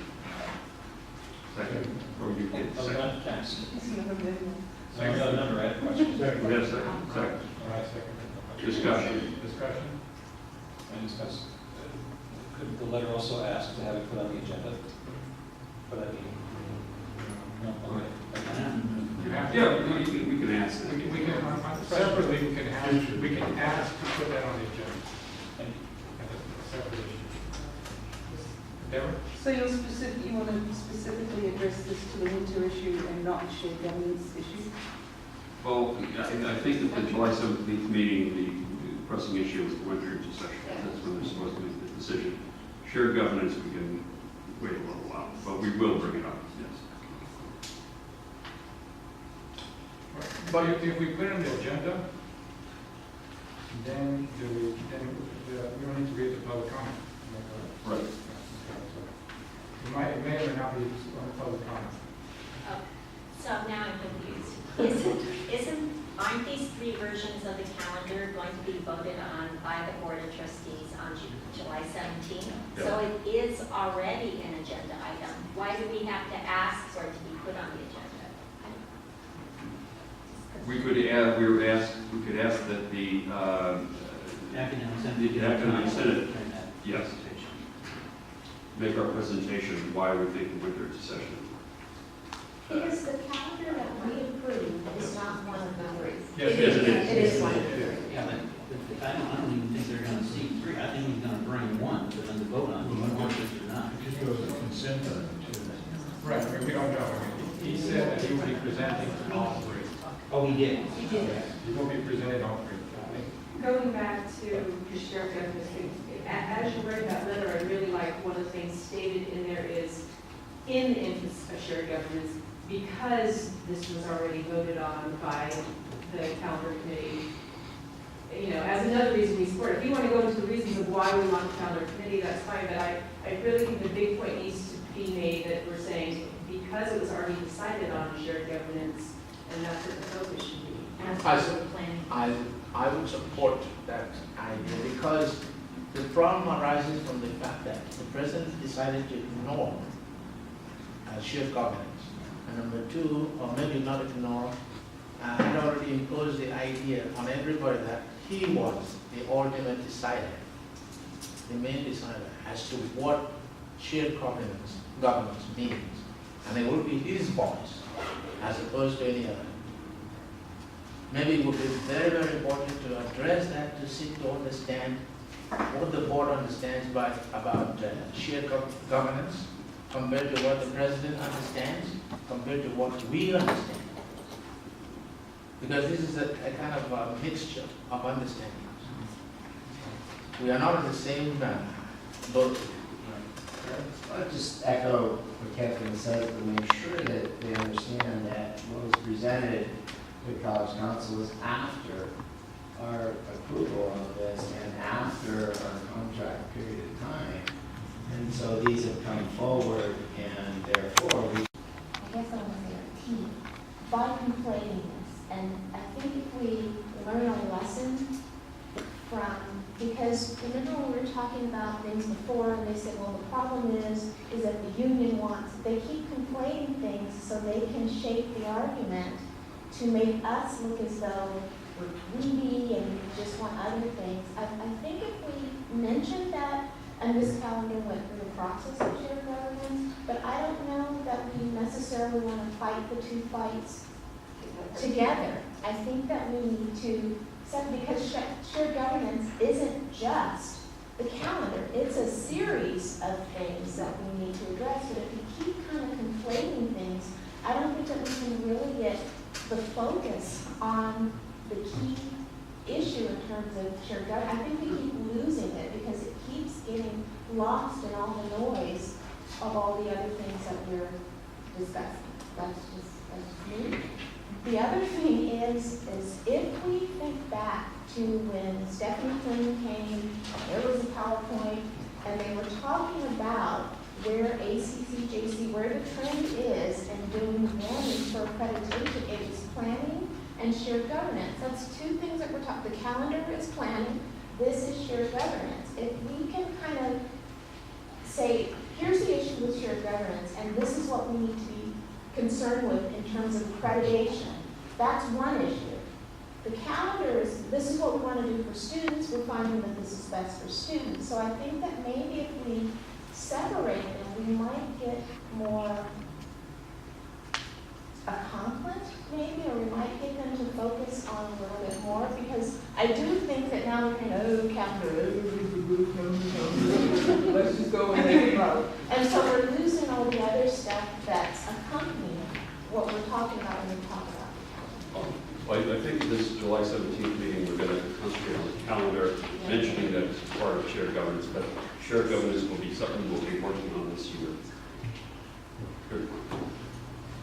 Yeah, I have a tendency to agree with what you just said, that to try to keep the two separate. I mean, it's apparent that this schedule is strong, voted on and strongly supported by the academic senate, you know, based on the evidence and information that we have, and that, you know, shared governance is an important issue too, that to kind of Yeah, but it's different, here's how we went through the process. Let's not make shared governance and the issues and challenges that we've had with shared governance be part of that argument, because we're and not an doing argument is enough. very good that as far as accreditation is concerned with planning.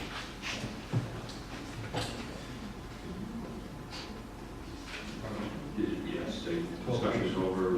Okay, so we call the vote now, that what we're going to be doing is that the executive committee is going to write a letter and present that letter at the Board of Trustees that will be focusing on the issue of the calendar. I think we're going to send a letter ahead of time, To the, and then also present it at the July 17th meeting. And also to be put on the we want to agenda. send it, share it with respect. Yes. Yeah. So the letter will go out to all the senators, to the Board of Trustees, before it is presented. All those in favor, say aye. Aye. All those opposed?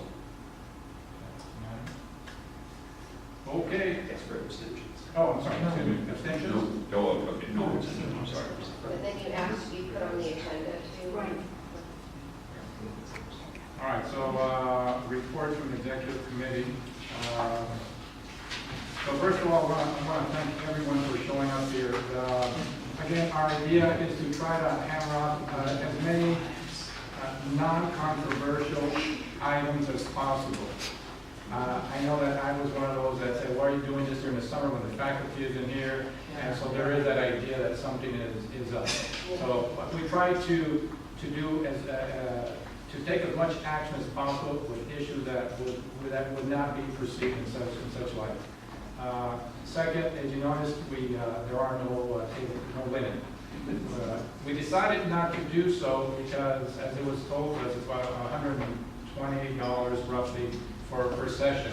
So we can save that money. We can use that money perhaps to provide coffee and water to our future meetings. We can do that instead. Also, maybe with the remainder, it can go to the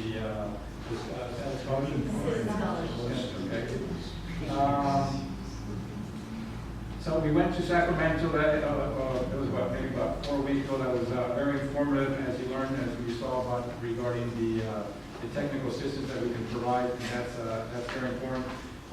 One thing that I'd like to include is that in the meeting that we had with cabinet meeting that we had Dr. Rocha last week, he stated there was the issue of the professional development day. You recall that during our last meeting, we included 2 days that were going to be outside the academic, August 21st and 22nd.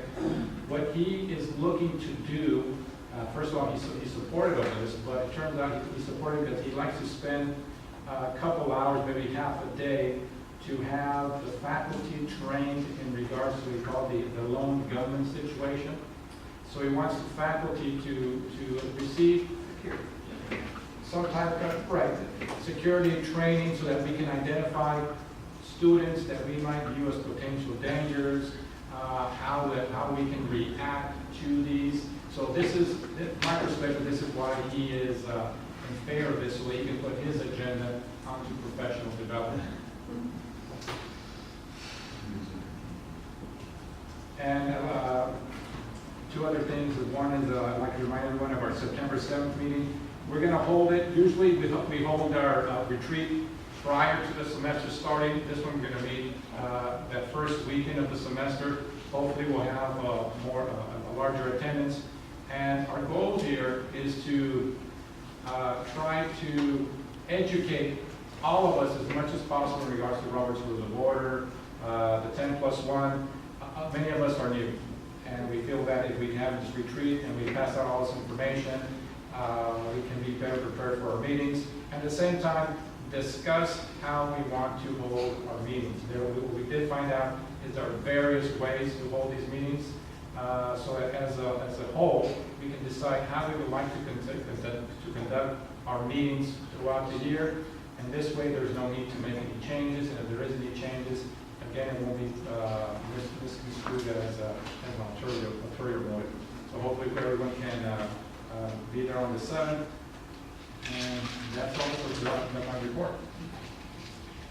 Okay. Secretary? Okay. I don't have a report either, but I'd like to welcome the 3 new members of the executive committee. All right. Information items.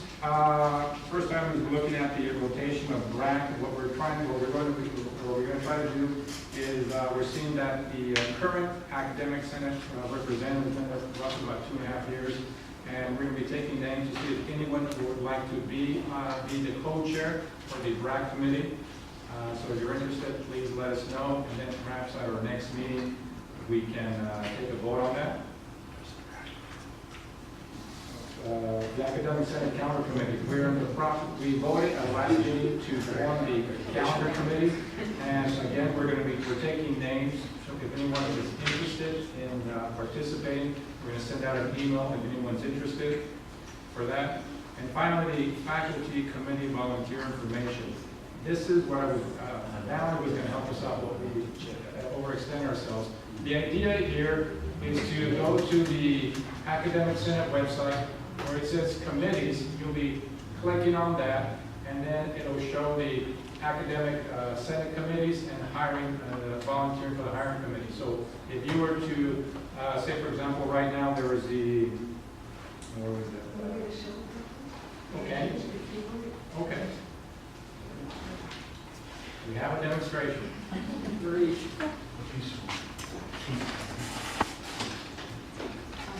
Go to staff services. Click on that.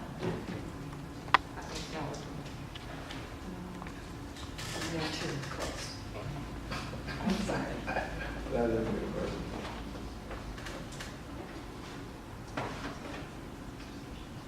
Okay, staff services, and click on that, which is supposed to be in it, right?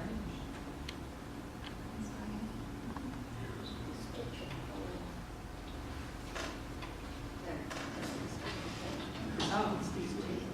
Oh, it's those two, don't forgive me. Okay, open.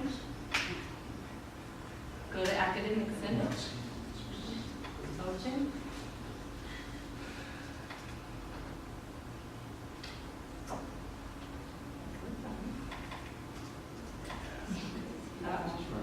Okay, see where it says committee volunteer forms? Click on that.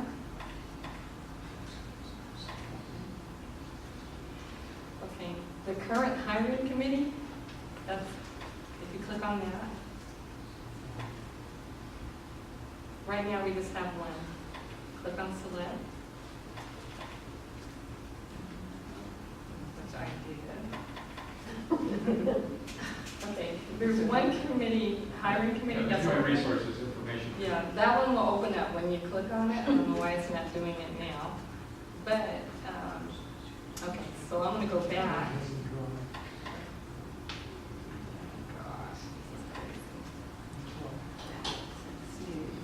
How do I go? Okay, down.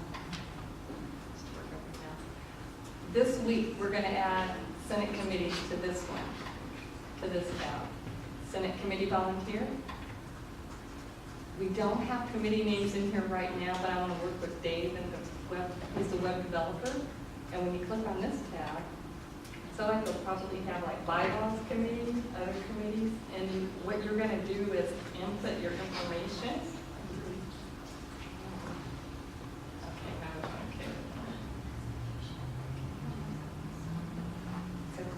as you scroll down, you're gonna put in your name, your email address, and as we go further down, which I'm trying to do. Okay? This isn't, there's just a few other lines, so you add information, and your extension, division, and why, briefly, why you wanna be on that committee. And when you submit it, it'll go to both Eduardo and myself. And eventually, once the web developer finishes his data page development, you'll be able to see everyone that volunteers. Right now, we don't have it because we're still working on it. And hopefully, if everything, we work on all the bugs, hopefully the idea is that, let's suppose it's working right now, you would be able to take a look, say by Wednesday, the names of all the volunteers. You can make your decision by then so that when we come into the meeting, we don't have to spend as much time selecting. Everyone already figured out who they want to vote for. We take a vote and we're able to streamline the process. And hopefully, we don't have long meetings. So that's what we're Good start.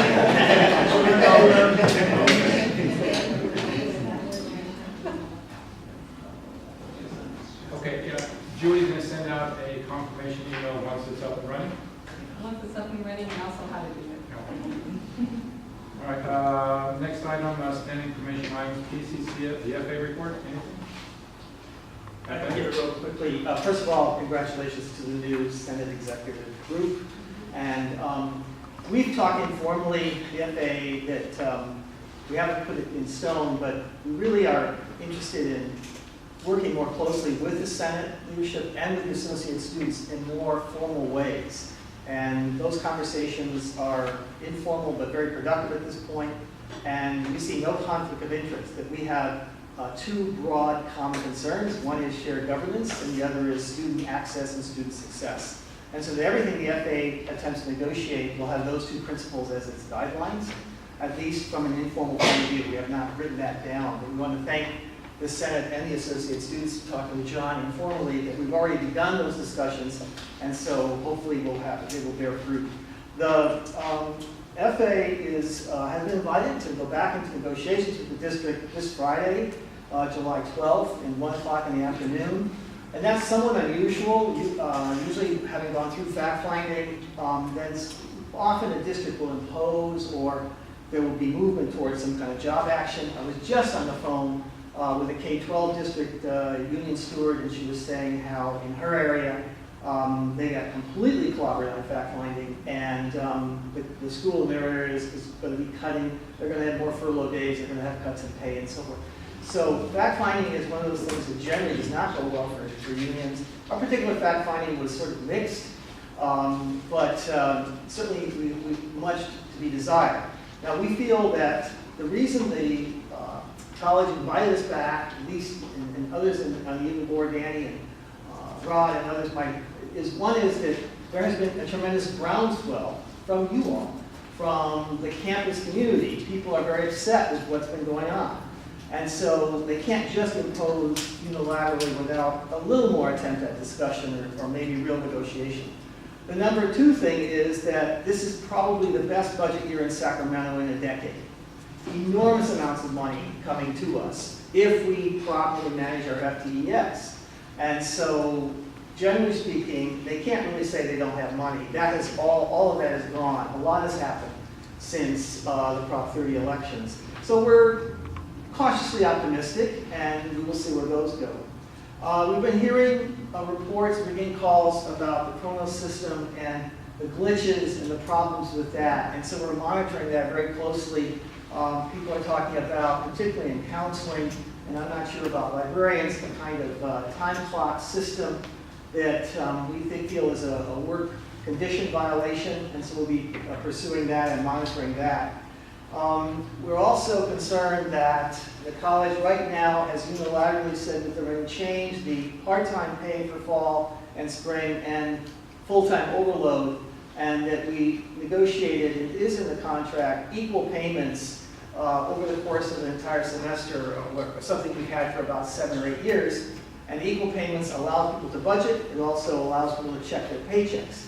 And at this point, we've also heard that the first actually, yes, so whatever this is called, Summer 2, that is checked, was merged with Summer 1. It was very, very difficult to interpret if you were paid the right hours, if people were shifted in terms of either step or column, if they were paid appropriately. And so there's a lot of pay issues that seem to be looming on the horizon that we're monitoring. Finally, the PERB hearing I mentioned earlier is unfortunately scheduled for August 26th, the first day of classes. The PERB offices are in Glendale, and this is specifically about two things. One, the unilateral and argued illegal cancellation of winter 2013 back in August, that was a violation of contract. And number two, the effects of that.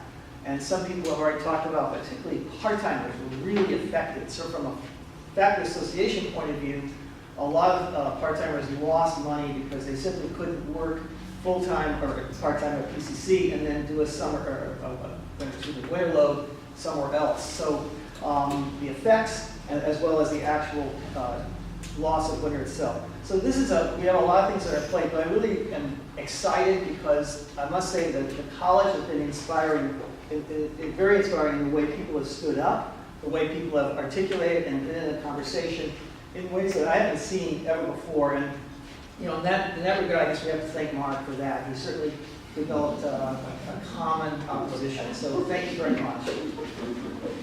Can I make a comment on something he said? He had said he's excited to be able to work with you all and everything. And there's some concern with some people in my division that we are working too closely with the union, that we really do need to be separate entities at some point. And especially right now with negotiations, I know that administration is ready to fight you anytime you have, the union, anytime you ever open your mouth. And I'm not faulting you for what you do. I'm just saying there is that, that tension. I don't want that to spill over to this because they think the Senate is tied to the union. So it's something that I've heard in my division that I just wanted to share.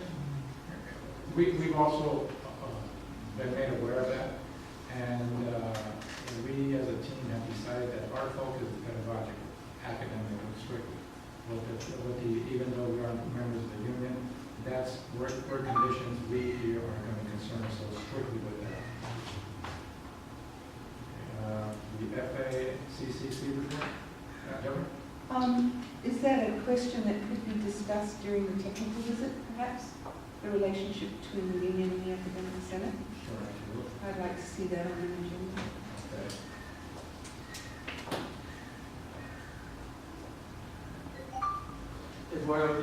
I can say about the fact. Okay. I used to be on the fact board, I'm no longer on it, but Jonathan Lightman, who's the executive director of FAC in Sacramento, sent out an email, and it is really a very serious thing that happened at San Francisco. And we do see it as an attack on a lot of things, shared governance, attack on the local senate, and their CFT local. And we all should monitor that very, very closely. And so, they may even be asking for people to go up for participation in rallies or whatever, but it's very serious. Now, Bryce Harris, the new chancellor, does seem to be a lot stronger than Jack Scott. Very bright man. I saw him speak, or heard him speak a couple times. Very bright guy. And he's been very upset that the accreditation process seems to be very unilateral, almost mean-spirited, and it simply isn't attempting to help districts, especially the one like San Francisco, resolve its problems. Especially in a very, very severe, austere financial situation in terms of the last few years. So FAC is probably going to be launching a number of workshops and I don't know what else, but it is something we should all be concerned with. It's absolutely pedagogical from their point of view, and of course, accreditation moves for us too. But I will say, I've heard through the grapevine that if PCC is sending questions to the chancellor's office, changing the names of its sessions, basically changing its calendar in a very unilateral way, and the chancellor's office is turning us down or rejecting our arguments out of Bob Bell's office and Mark's office, we may not be as protected by the chancellor's office as, for example, San Francisco is likely to be.